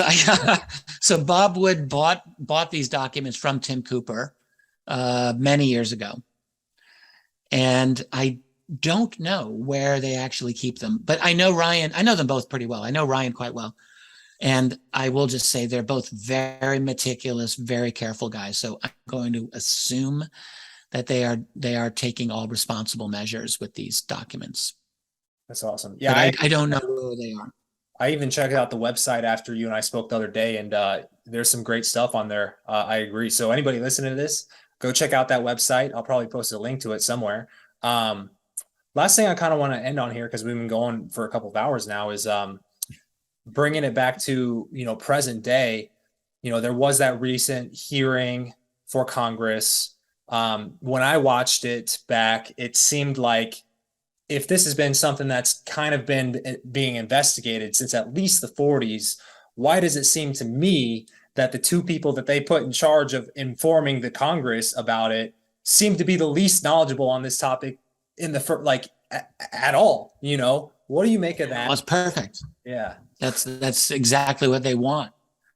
Both of those guys, I got nothing against. It's Ronald Moultrie and Stephen Bray. Something Bray. At least they like Star Wars, right? That's what they said. They're like, yeah, I love Star Wars. Well, they're clearly they're political appointees, which, that's just how it goes. What's amazing about that hearing was that, this is not the Pentagon on their own initiative saying, we really want to educate the public on these these UFOs. Clearly not. The Pentagon was forced into this due to 5 years of one particular faction that really made things kind of annoying. And whatever one thinks of people like Chris Mellon or Lou Elizondo or Tom DeLonge, you mentioned him, the old To the Stars Academy. One thing they did is they were able to get a couple of videos declassified, which no one had been able to do. And they were able to jumpstart a conversation publicly on UFOs, or UAP, as they call them. And they eventually got confirmations out of the Navy and out of the Pentagon that these events do happen. They didn't get an immediate confirmation. They got a grudging confirmation eventually. I've always believed that there are factions going on within the world of UFO secrecy, and this was the case in the 40s and 50s, by the way. There were always factions that believed in disclosure, if we can call it that, or other factions that believed in continuing the secrecy. And I suspect that we're dealing with that today. But what the Pentagon did when they briefed Congress, supposedly, you know, I mean, they basically, we've graduated to the level of the early 1950s, you know, after 70 years of a cover-up, 80 years of a cover-up. You know, 10 years ago, the government was at a point where they wouldn't even acknowledge UFOs. So now, after all this time, they're like, yeah, there are some UFOs, but they're exactly, you know, using the same line that the military used in the 1950s, which is, we get these UFO reports, but we don't believe it's affecting national security, and basically, we got this. That's what they said at the big press conference in 1952, after flyovers of the Capitol had happened. And that's what they said in 2022, 70 years later, to Congress. It's like Moultrie's up there saying, we feel confident that with with enough resources, we can identify all of these objects, and if necessary, he said, mitigate. I love that word. And I've listened to him, and I'm like, dude, you're not mitigating anything. You've never been able to mitigate this. This situation is beyond your control and ability to manage. You can't do shit about this. The other thing that they said to Congress was, we've collected up to 400 now reports of these UAP. So when I heard them say that, and presumably it's only the 21st century, as if UFOs started like with the Tic Tac UFO of 2004. Like there were no UFOs in the 90s or in the 80s or in the 70s. Hell no. It's like, you know, just completely scrub the history, which they're clearly trying to do. But so they said we've collected 400 cases basically over the last 2 decades. And I heard that and I thought, wow, so you guys almost have as many as I personally have collected of military encounters of the 21st century. I have more in my database than what they have, and I don't have access to their classified stuff. I'm just pulling down open sources, witnesses who like see jets chasing UFOs and things like that. And when I get a report like that, I throw it into my pile. So I have more than they have. So there's no way that they're being honest about this. Like there's no chance that they're being honest. They can't be. Like, here's the thing. We're at a point in our world where, okay, we're talking a little more about these UAP. It's not necessarily death to your career if you do it now the way it used to be. So that's definitely a good thing, like that we could talk about this. And I'm as happy as anyone about that. But the fact is, the level of our conversation on this is still at like pre-K level. We're really not getting into anything significant here. All right. There's no talk about the criminal nature of the cover-up of this knowledge for an entire human lifetime. God forbid anyone talks about that. There's no discussion of the deeply, deeply criminal privatized nature of this secrecy, almost certainly. That has happened for many, many years. God forbid. No talk about abductions, which, by the way, I've talked with so many people who have had abduction experiences. There's no question anymore in my mind that gee, are people getting abducted? Yes, people are getting abducted. Someone is taking people. All right. Now, does that mean they're all evil, putting us in their cookbook? You know, that's a whole other conversation. I think that there's multiple groups and not all are nice, but some might be. Totally possible. But abductions are happening. None of these things are even remotely discussed by the Pentagon. Certainly not. They're never going to cop to that. And of course, they cannot possibly admit that these objects are buzzing their top aircraft interceptors with total impunity. You know, we got a case, the New York Times published this. This is Leslie Kane and Ralph Blumenthal. Thank you, guys. They did a great job with this, where they published off the U.S. East Coast. Navy groups in 2014 and 2015 were having almost daily encounters with these objects. On one occasion, you have two F-18s flying in formation, and this object flies between them while they're on maneuvers. Like, you don't do that to F-18 pilots that are on maneuvers. That is dangerous as hell, and it really pissed them off. They're like, what the hell is this? So this is a serious problem. And the object that flew between them was a cube with a circle and a sphere encased in a cube. It was described that way. What the hell is that, by the way, that flew between these F-18 Super Hornets? That was reported in the New York Times. So these are things that, like, they don't know how to admit this, because this opens up a can of whoop ass on them in ways that there's no way anyone wants to deal with this. Like, how do you admit to the world, yeah, there are these objects, they can do this? Are you going to say we think they're Russian, we think they're Chinese? Like, first of all, it's a good way to try to start a war. Maybe they're trying to do that, but it's also not credible, not even remotely credible. You go back to 2004, the famous Tic Tac UFO case. All right, so I know a little thing or two about geopolitics of 2004. China, not a snowball's chance in hell, is operating objects like that 20 years ago. No way. And the Russians, equally no way. But back then, Putin was trying to get Russia to join NATO. Putin was bending over backwards to get the West to say, will you please like us? It's not going to. And plus, the Russian military was at its worst point. Russian military did not begin its overhaul till after 2008.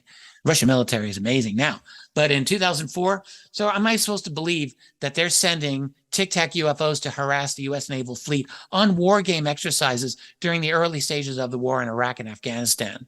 That the Russians are going to be coming over to fuck with the Americans in the Pacific off the California coast? Are you kidding me? And yet people are pretending as though this is a possibility. Yeah, the Russians, the Chinese. Like, there's no one who actually believes that. I don't know of a single serious person who actually thinks that's possible. That Tic Tac took off in the estimation of David Fravor. He said it was out of his field of vision within 2 seconds. And his field of vision was 10 miles of clear vision. And 50 miles. I mean, I don't know how he made the distinction, but 10 miles easy. So 2 seconds and 10 miles, you're talking, I don't know, close to 10,000 miles per hour. The thing just took off, gone like a bullet. The Russians don't have that. And by the way, I don't think we have that either. I don't think that's us. You know what's funny? If that's us who are harassing our own Navy during war game exercises in the early stages of a war that cost us trillions of dollars. Yeah. Pounds. You know what's funny is I interviewed a guy named Michael Stratt. Are you familiar with this man? Oh, yes. Michael and I are friends. I know Michael very well. And Michael, he seems to almost take the opposite contrarian stance to a lot of the sightings, that he thinks a lot of them are U.S. military. Right. Yeah. We've talked about this many times. Some of them are. There's no question that some of these sightings are U.S. reverse engineered. We've had a reverse engineering program. There's no question in my mind since the early 60s, at the latest, the early 60s. Maybe we were actively even making progress in the 50s. That's possible. However, here's the problem. And I love what Michael does. I'm a huge fan of him. But a lot of people miss this very big fact, which is that there are way too many UFO sightings to account for black budget U.S. reverse engineering activities. There are too many. It's not possible. If you do a cost analysis of all of these UFOs, the UFO sightings are thousands every year around the world. They're not just in North America. We have more in North America reports because we have a much better infrastructure for accepting UFO reports. The African continent has a total shit infrastructure for that. So does South America, for that matter. So does Europe. So does most of Asia. If you see a UFO in other parts of the world, where are you going to report it? We have the National UFO Reporting Center here for North America in English, and it's easy to use, and anyone can submit a report. There's also MUFON, which takes many thousands of reports every year too. So those two alone give you over 10,000 North American sightings a year. 10,000 a year. Now, they're not all alien craft. Most are undoubtedly explainable, but I've gone through these reports, and I'm going to tell you, a lot of them will make you just say, wow, there's a lot of amazing reports. And on top of that, we have to recognize most UFO sightings are never reported. That's a fact. And on top of that, I've been lately wondering how many of these UFOs are disguised as ordinary craft. I've been going through many reports where this is clearly the case, where these things are very, very stealthy. My point is that there's a tremendous amount of activity. And if all of us were accounted for by black budget, we're running into multiple trillions of dollars. Now, maybe that's all the case. But then I have to ask, what is their mission? What is this black budget doing all around the world all the time at night? A lot of these cases are of dark triangles hovering over a house in your neighborhood at 3 in the morning at an altitude of 200 feet. I cannot tell you how many times I come across these reports. Guy will say, I couldn't sleep. I went out, I had a cigarette. It's 2:30 in the morning, and I just barely could see this dark black triangle hovering in my neighborhood. I almost missed it. That is not an unusual report. What are those? Is that military? I would like to ask Michael Schratt that question. What's the military doing hanging around in your neighborhood at 2:30 in the morning, or someone else's neighborhood at an altitude of 200, 300 feet? Sometimes shining beams of light down. Yeah. That's ultra creepy stuff. So there's something beyond just a pure black budget military operation. And I'm not saying there are none. I firmly believe we have our own reverse engineering program that's going, but there is no way anyone's going to convince me, not Michael, not anyone, that these are predominantly, that most UFOs are black budget. I don't believe that at this point. I believe most UFOs are not ours. They're not from our civilized. They're not part of our official civilization. So there's one thing that, a connection that I made, and I'm curious on your take, is when Tom DeLonge, who, you know, love him or hate him, like you said, To the Stars Academy has done a lot. And he brought up the TR-3B Ad Astra. And Joe Rogan immediately goes, that looks fake, the video that he showed him. But then I Google searched this not too long ago, maybe a year ago, and there's an actual Google patent for the TRB3 Ad Astra. And I was thinking, okay, there's a Google patent for that. What is the significance of that? Could anybody just throw a patent up and it not be true? And two, if it is a real thing that the government does have, would it be safe to assume that a lot of black triangles are then government? First of all, there is no question whatsoever that there are black triangles that fly all around this world, because they are reported all the time. They are reported all the time. I'm sorry? Travis Walton even says he saw one recently. Yes, that's right. He did. Did you interview him? No, but I met him at a MUFON meeting, and he talked about it there. Yeah, that's right. I consider Travis a friend, and he told me that as well. Anyway, yes, black triangles are seen all the time. There's too many reports. So someone is making them and someone's flying them. And yes, I think it's a reasonable conclusion that at minimum for 35 years, probably longer, we've been building black triangles. Jim Goodall, who is one of my favorite people who's researched UFOs, and he's an amazing Area 51 guy, U.S. military, he's an aviation journalist. He interviewed a lot of guys working at Groom Lake in Nevada back in the 80s, 70s and 80s and 90s. And he concluded there were multiple deep black programs operating out of Groom Lake using unconventional technologies and at least one black triangle back then. So yes, I think it's very likely that this is happening. Now, what's interesting is why they would be classified for so long, for so many decades and generations now. Why would the black budget world keep these objects with unconventional technologies classified to this day? And one conclusion would be, well, maybe there's a secret space program in which these technologies are employed for purposes that are beyond ordinary geopolitics. Maybe they have something to do with the presence of these other beings. That would be a logical conclusion. You know, but as far as with what Michael was saying, I guess I would say yes and no. Yeah, we're building some of these, but that does not account for more than a small fraction of these cases, in my view.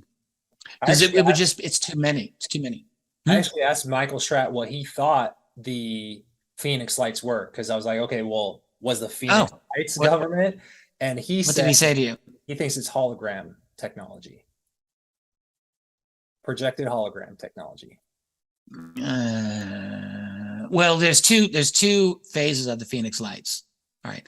So maybe he's talking about the second part, you know, the lights at night that everyone recorded.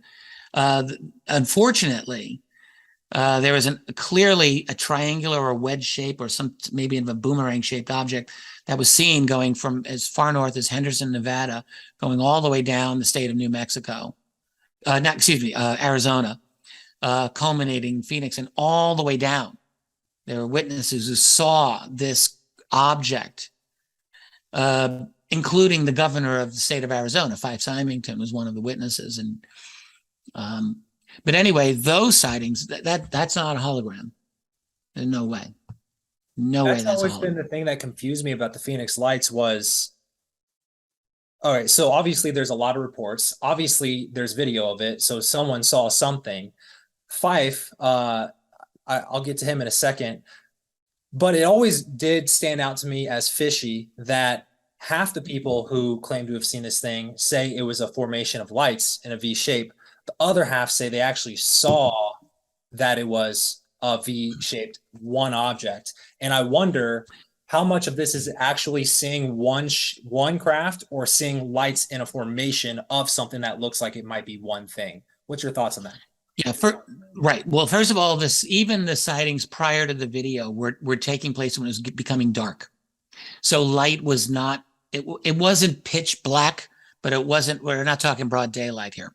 So that's a problem. And so it's tricky. And the object was low, but it wasn't so low at times. Like sometimes I think it did drop lower, but most of the time it was, you know, maybe a couple of 1,000 feet up.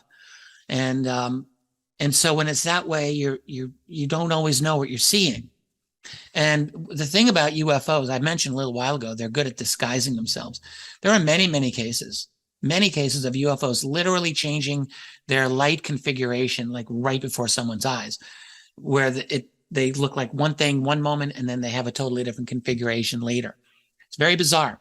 So when one sees discrepancies in these reports, got to keep that in mind, that these objects, they are by their nature quite elusive. They are definitely elusive.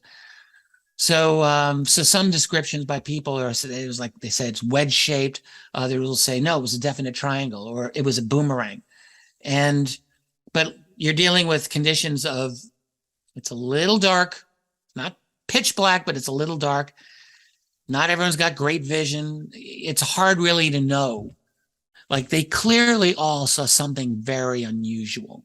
And FIFE Symington, who not just was a governor of the state, but was a very qualified pilot himself, like he spent a lot of time in the air. He was actually a good witness. He said this, I can't remember his exact words, but we're talking 10 plus years later. He said, yeah, this was unlike anything I'd ever seen. Yeah. It clearly was not a conventional craft. What's funny about Fife is I'd seen obviously that famous press conference after the sighting where he basically made fun of it, saying it wasn't real. Then in recent years, he's been saying that it is real. And I actually got a clip of him on Larry King before Larry King passed away with like a panel of people, including Buzz Aldrin. And he's saying that he thinks it's real. Now, yes. What's funny about that is I did interview the director of the Arizona MUFON, Stacy Wright, and she, do you know Stacy? She's a good friend of mine. Okay. Yes. Yeah, Stacy's been really cool to me. When I asked her about the Phoenix Lights, I could tell she immediately had this hate and distrust towards Fife Symington. And I can see looking into it, he's changed his tune multiple times. Didn't he also go Yeah. to jail for something after he was in Yeah. For some kind of, I think it was a tax, was it taxes? Was it some kind of, yeah, he did some time in jail over, I think, a tax evasion type of a thing. Huh. I believe. So You know. is there any, does any of this make him a less reliable person? No, not at all. Not at all. I mean, here's the thing. As a politician, as governor, his job was to put this fire out. Stat. All right. When the Phoenix Lights happened, that's March of '97. The news did not become a big thing for several months. But when it came out, I think in June, it became big, very big. There was a woman on the city council of Phoenix at the time named Frances Barwood. She's the real hero of this whole story. And she was the one member of Phoenix City Council who said, hey, why don't we try to get to the bottom of this? This is like really important. It's significant. And it destroyed her political career. They just railroaded her out of town. Fife Symington stated that he was told, like, you got to throw cold water all over this right now. And so that led to the press conference, and they brought out the dude in the alien suit. Ha, ha, ha. And that was his job. He had to do that. And so 10 years later, he comes out and he's interviewed by James Fox and for a movie. And I don't know what motivated him at that time, actually, but he was persuaded to come out and to come clean on it. So, maybe there weren't political repercussions, and who knows why. But no, I think there's no reason not to believe him as a witness. What does he have to gain? He had everything to lose. So no, I think, he's a career politician. Yes, we know what to think about career politicians, but no, it doesn't mean that they're all pathological liars 24/7. Sometimes they tell the truth about things. And I think in this case, there was every reason for him not to come clean on this. He could have just continued on the way that he had, but he chose not to. Yeah. One of the things I like to do, and I kind of want to wrap up on this, is have a little fun, speculate a little bit. All right. So on a scale of 0 to 100, like percent, how convinced are you that there is absolutely aliens visiting Earth in extraterrestrial craft not made on planet Earth? Oh, I'd say, well, okay. So you have a lot of variables in there. You have a lot of variables in there. Let's simplify it. We'll just say that. Yeah. That UFOs are alien. Yes. Some UFOs are extraterrestrial. Okay. Whatever number is between 99 and 100, that's where I am. All right. If there's a number that's anywhere below 100.0%, maybe a sliver below, I'll take 99.9. Yeah. I'm there.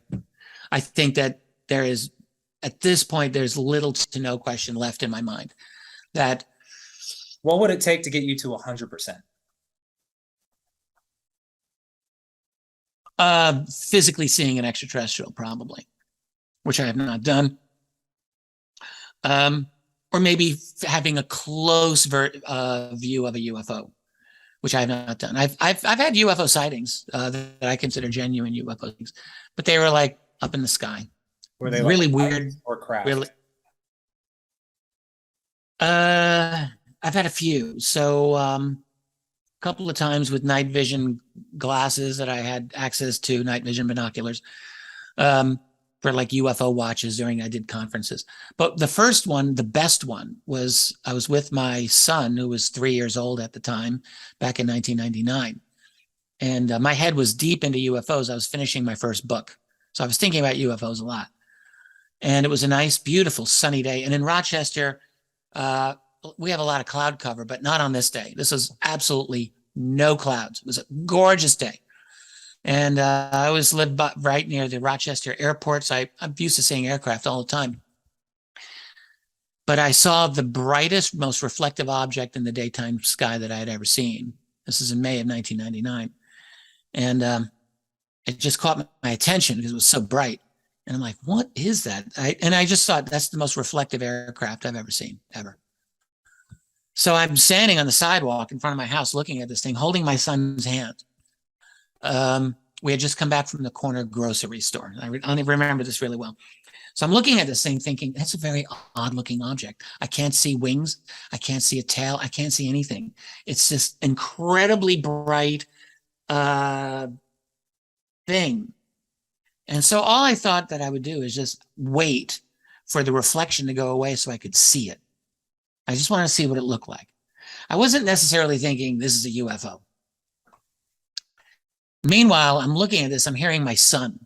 He's talking, he's calling me. He doesn't like the fact that I'm ignoring him. And I hear him, Daddy, Daddy, he's calling me. And I'm determined to ignore him because I want to see this object. And then this thought comes into my mind. It was a weird thought. The thought was, if you look away from this, you will never see it again.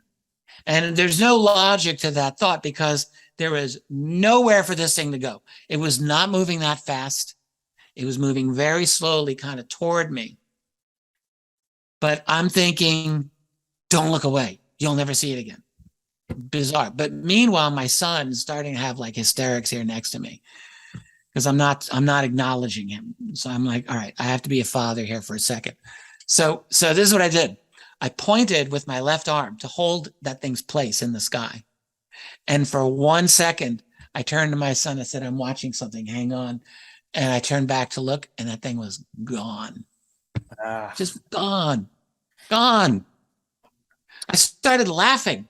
I was like, come on, guys. So I spent the next 5 minutes looking everywhere in the sky. Like, where is that thing hiding? There was nowhere for it to hide. There was nowhere for it to go. So, you know, what's funny is like, I cannot tell you how many UFO accounts I have read from other witnesses where like that kind of thing happens. Like it just gone.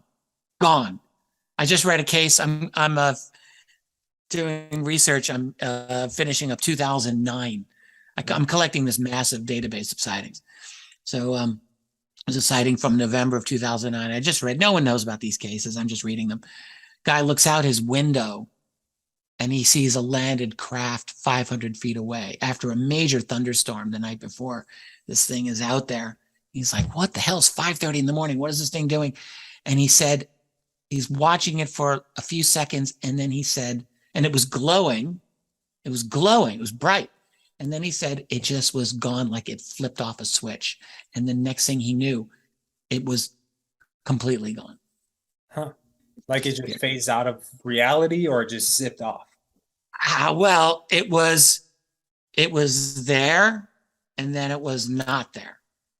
Sometimes you'll get witnesses where they'll say it took off so fast, it was as if it disappeared, but there's motion that they detected. And then there are times when there is no motion that is detected and the thing just becomes invisible or it's gone. And who the hell knows? Like, I don't know. Is it going through some interdimensional portal that we just can't figure out? Did it turn on a cloaking device that is able to look invisible when it needs to?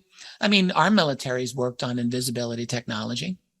We actually got it to a very good extent. It's like we've filled the underside of a craft with basically like screens that are reflect the.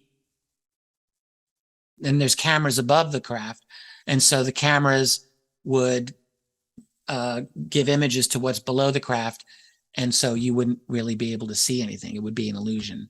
It took me a long time to get that out, but we have different types of invisibility technology. So how shocking would it be that these other beings have the same thing? Like someone says, oh shit, they're looking at us, turn the switch.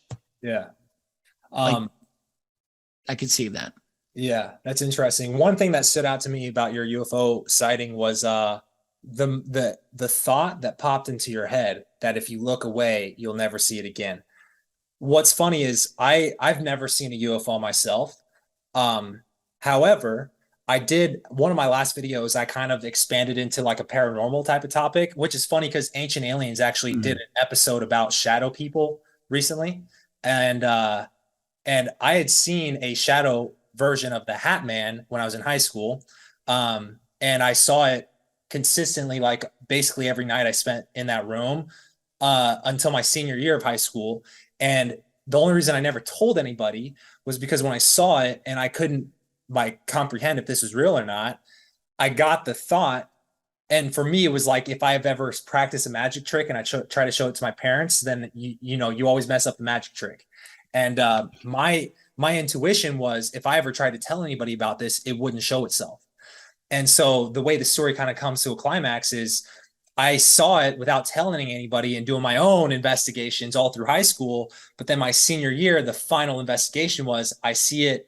Now let me try to tell my friend who's with me. And Yes. I brought my friend into the room after verifying it was there. And then when I tried to show it to him, the shadow was no longer where it had been every time I saw it for years. And I have never seen it since. So it was very similar in that nature. That's the trickster intelligence just screwing with you. Yeah. It's a trickster. Yeah. I mean, You got to wonder if they have a sense of humor. Yeah. I mean, I wonder. I mean, I think that's fascinating. And, you know, you probably heard about the Skinwalker Ranch and all the weird activities there. People talk about the hitchhiker effect as well, which is kind of creepy. There's definitely a number of researchers who have gone into this path of saying that this intelligence it's not just of a super high order of intelligence, but there seems to be at least one intelligence that's operating that knows our reality, like it knows our future, it knows all the things that are going to happen. It's operating on orders of magnitude beyond us, and essentially we have no chance, according to these people, of dealing with it. I hear this from Eric Davis, I have total admiration for Eric Davis. He's a great scientist on this matter. But actually, this was studied decades ago by other researchers who concluded the exact same thing, that this intelligence is it's on a different level. And we may never be able to truly grasp everything that they're onto and that they know and that they can do. So I don't know what happened with you with your shadow being, but yeah, that's interesting. Yeah. I don't know what that was.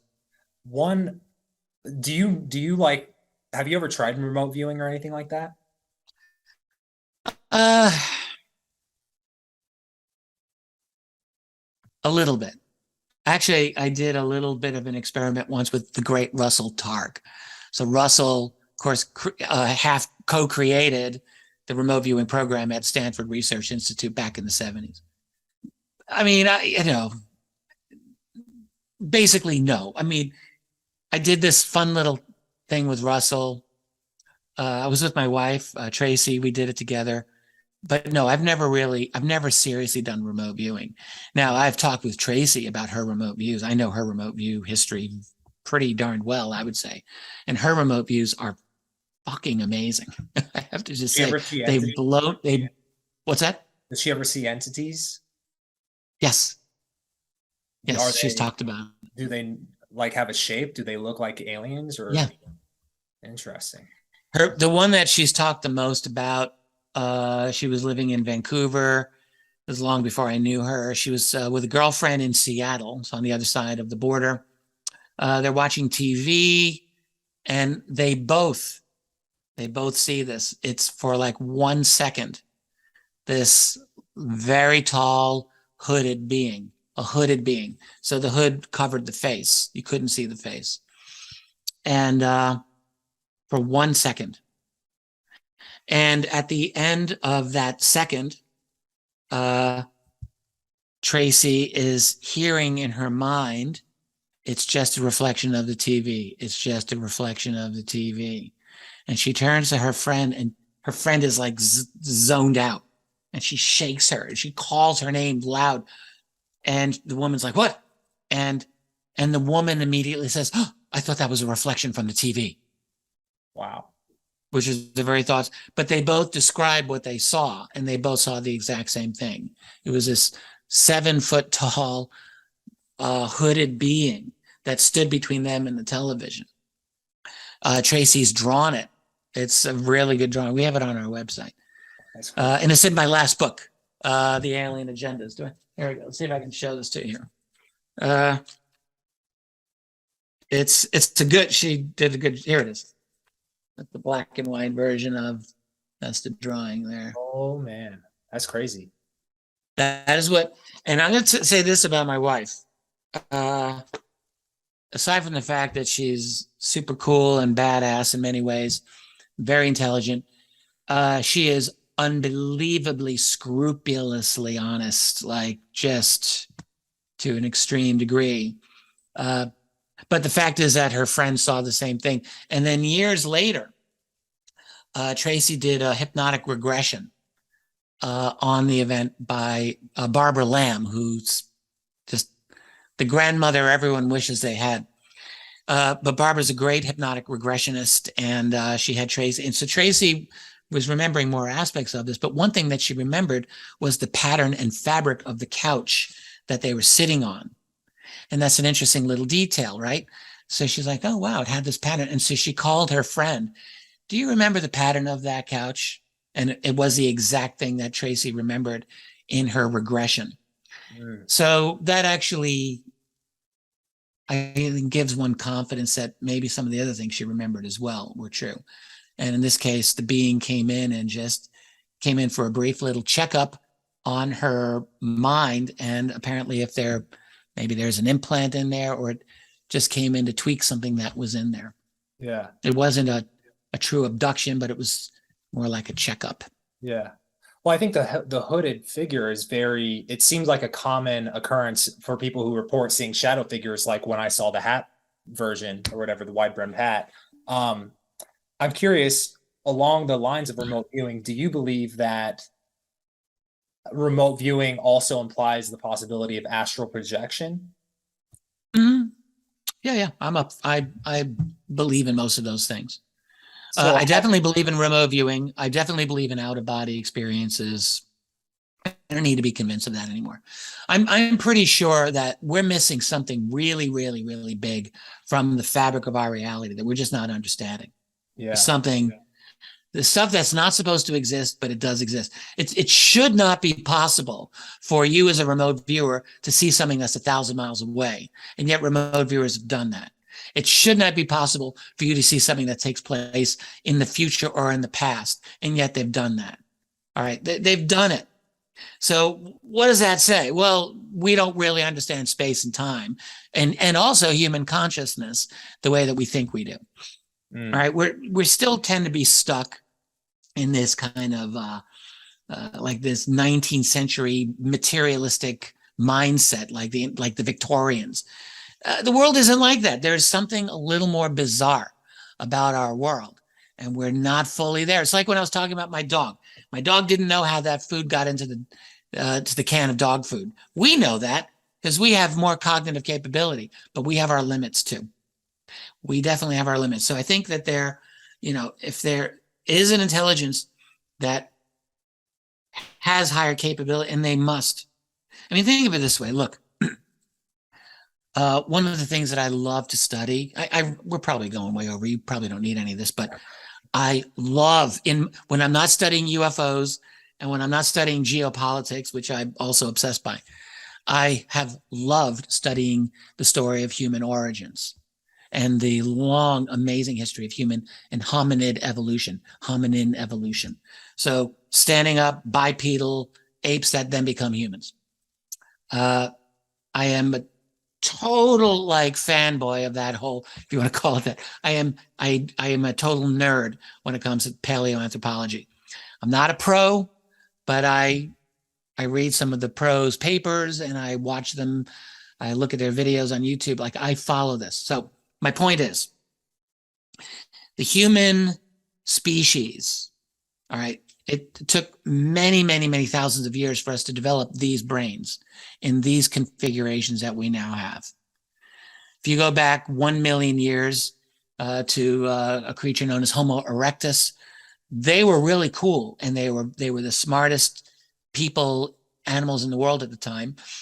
But their brains were not, brains were not at our capability. And over more time, then you get to early archaic Homo sapiens, and even their mode of cognitive development wasn't the same as ours.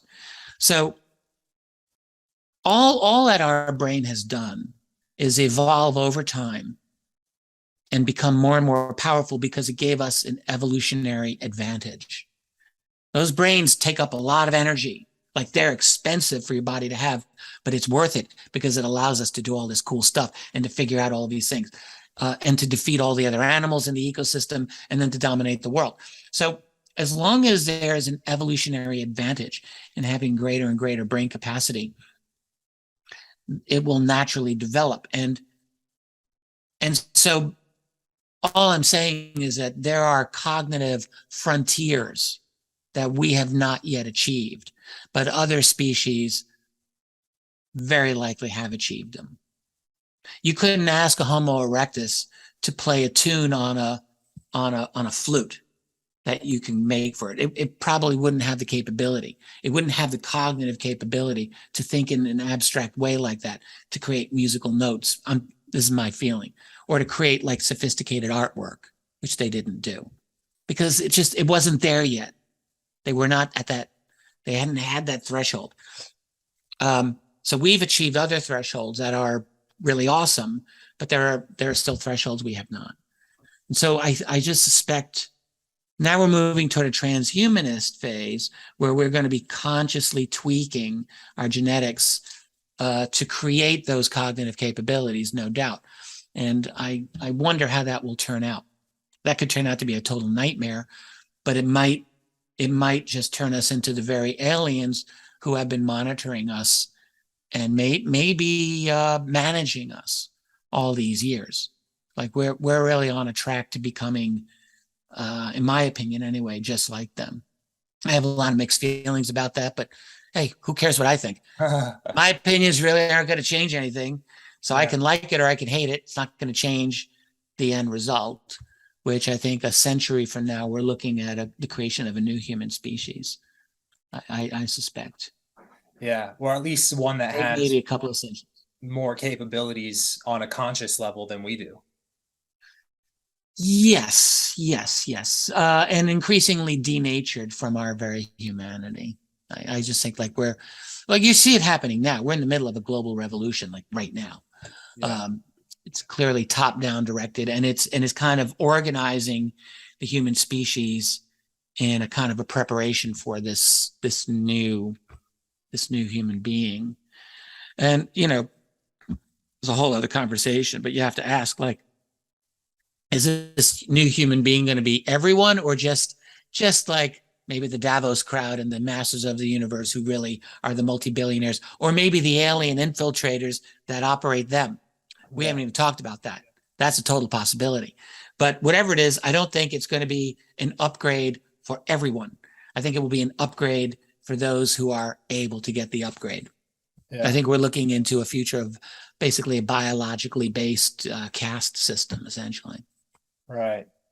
So, couple quick rapid fire questions. Do you believe that, all right, because we did talk about the percentage belief that there is as close to 100, but not getting 100 yet, right? So that just implies that you believe that craft from some type of alien origin. So now do you believe that those are... They could be building them here. That those craft might be built here on Earth. That's the one qualification I would make. Would that be called... Very likely they have an infrastructure that's close to us. What? Would that be called ultra-terrestrial, where they're here like an advanced race living on... Yeah, you could... Sure, Hal Puthoff recently wrote a paper where he used that phrase for that purpose. And I thought, sure, why not? That works. They're not originally from here, but they've been living here long enough. We're just in the realm of semantics here. What are they really? But I do think that there's probably an Earth-based infrastructure. Okay. Because you did mention before today that you believe that there's multiple races of ET. I always wonder, someone who's researched this for as long as you have, do you believe that they are interdimensional, intergalactic, or from another part of our galaxy. And if it's from our galaxy, like I think Zeta Reticuli is part of the Milky Way, correct me if I'm wrong, is it possible that maybe the between galaxies is too big of a space for people to travel here, or aliens to travel here? I don't know. I don't know if it's too big a distance. I actually don't know if that's a limitation. I mean, it sounds crazy, right? Because you've got astronomers even now saying, you people don't realize how far these stars are from each other. You'll never make it. Well, yeah, we'll never make it with chemical rockets. That's right. Even the nearest stars were for 4 light years away. Okay, we all know that's far. But no, I mean, come on. Even since the 90s, we've had the equations of Miguel Alcubierre, who talked about warp drive, basically. And his math is good. Everyone has agreed. So it's essentially a matter of if you have enough energy, if there's a way for you to bend, to fold space in front of you and stretch it out behind you, you're in this little bubble. And within that bubble, you're still following all the Newtonian laws of physics. But this can allow you to find a loophole, essentially. Now, the problem with those equations is that the amount of energy required to do this supposedly is more energy than exists in all of the universe. But that's not necessarily the case, because there's a way around these equations. If you're somehow, I listened to the crazed but brilliant physicist Jack Sarfati talk about this in an interview. He said, and if he's listening, yes, I think he's a little crazy, but he's a genius also. He's super brilliant. And what he said is, if you have a material of the craft, right, a metamaterial, which we've been talking about lately, that is able to, when light hits that craft, it's able to change the speed of light. It slows light down, Sarfati was hypothesizing. And if you're changing the speed of light, and the speed of light can be slowed down. That's a crazy thing to say, but apparently it's true. So if you're changing the speed of light, then you're changing your equations. And he said, suddenly you don't really need all that much energy to bend the space around you. He said, hey, maybe a AAA battery is enough to do it. I think he was making a joke. But the point is that the material of the craft, the skin of the craft, might be much more important than we've realized. And if it's able somehow to be a proper what's called a waveguide for high frequency electromagnetic radiation, basically light, and it's able to guide those light waves in such a way they're able to slow light down. Hell, if I could figure this math out, it's beyond me. But Sarfati says this looks like it could easily be a loophole around the problem of how do you get all that energy. So here's my point. It's a long ass answer to your question. Could they come from Andromeda? Well, if you're able to warp space sufficiently, who knows? Andromeda Galaxy, I think, is 2 billion light years away, something like that. That's a long distance. And there's a lot of that's a long trip. Yeah, yeah. But anyway, they don't have to be from another galaxy. They could be from another part of this galaxy. They could be another part of our galactic neighborhood, the local group. There's lots of stars just in our local neighborhood. And in that case, I think interstellar travel might not be that much of an obstacle after all.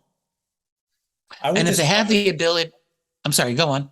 I'm sorry. I was just going to say, you know, if it is possibly interstellar, like intergalactic travel, I would wonder, being that in the relative age of the universe, like we're so relatively new, that if that barrier was cracked by some civilization out there somewhere in the cosmos, wouldn't it be conceivable that the first race to get to that place would now have potential authority over any other, you know, intelligence that eventually gets there? And in that case, are we coming into a ball game to where we're part of a bigger territory war than we can even possibly imagine? Entirely possible. That's entirely possible. Absolutely. Welcome to the jungle. Yeah, that's the stuff that fascinates me at this moment. But anyways, you know, I'm going to put the link to your YouTube channel. I know you have a pretty active channel. as well as the link to your books. Is there anything else you want to kind of end this on? Because I know we could go for hours more. We might as well do another one in the future soon. This has been a lot of fun. I gotta say, I really enjoyed talking with you. Yeah, if there's where I do most of my work is on my website, which is called richarddolanmembers.com. There's a paywall there, but I have a lot of free stuff there as well. Anyone can just go, and there's lots. And I've got a nice menu. It's easy to navigate through. You can find any topic that you're interested in. I've got there. So I do a lot of work there. YouTube channel. Yeah, thank you for that. That's about it. I've got a social media presence. I basically have people run my social media for me, though I don't like to engage with that directly anymore. I don't enjoy the environment, so I have people who run that. But my website is always great. Richard Dolan Members. I do a lot of work there, and that's about it. I'm working on too many book projects, one of which is supposed to be my third volume of the National Security State series. But I'm doing a book right now, an immediate one, I think, on USOs. So that's submersible, underwater UFOs. And that'll be a quick book, but I think it'll be a good one. And then it's probably onto volume 3 of National Security State. I've got a lot of research on that. That's ready to go. And I think it'll be volumes 3 and 4 of that. So I'll just end my life with that. I mean, it's just going to take my whole life to do it all, but it's kind of a fun project and it's worthwhile. And I definitely want to get them done. Yeah. Well, I think there's obviously the possibility of doing these again in the future, but especially when one of those books is ready to promote, I'd be happy to have you back on and, blast it out to the members. Yeah. I like the stuff you do. I like the fact that you do what you do. So I'm happy to do this. Awesome. Well, it's great to officially meet you. Have a good in-depth talk. Enjoy your dinner, and we'll talk to you soon. All right. Yeah. Well, let me know when you put something out. Okay. Yeah, I think I'm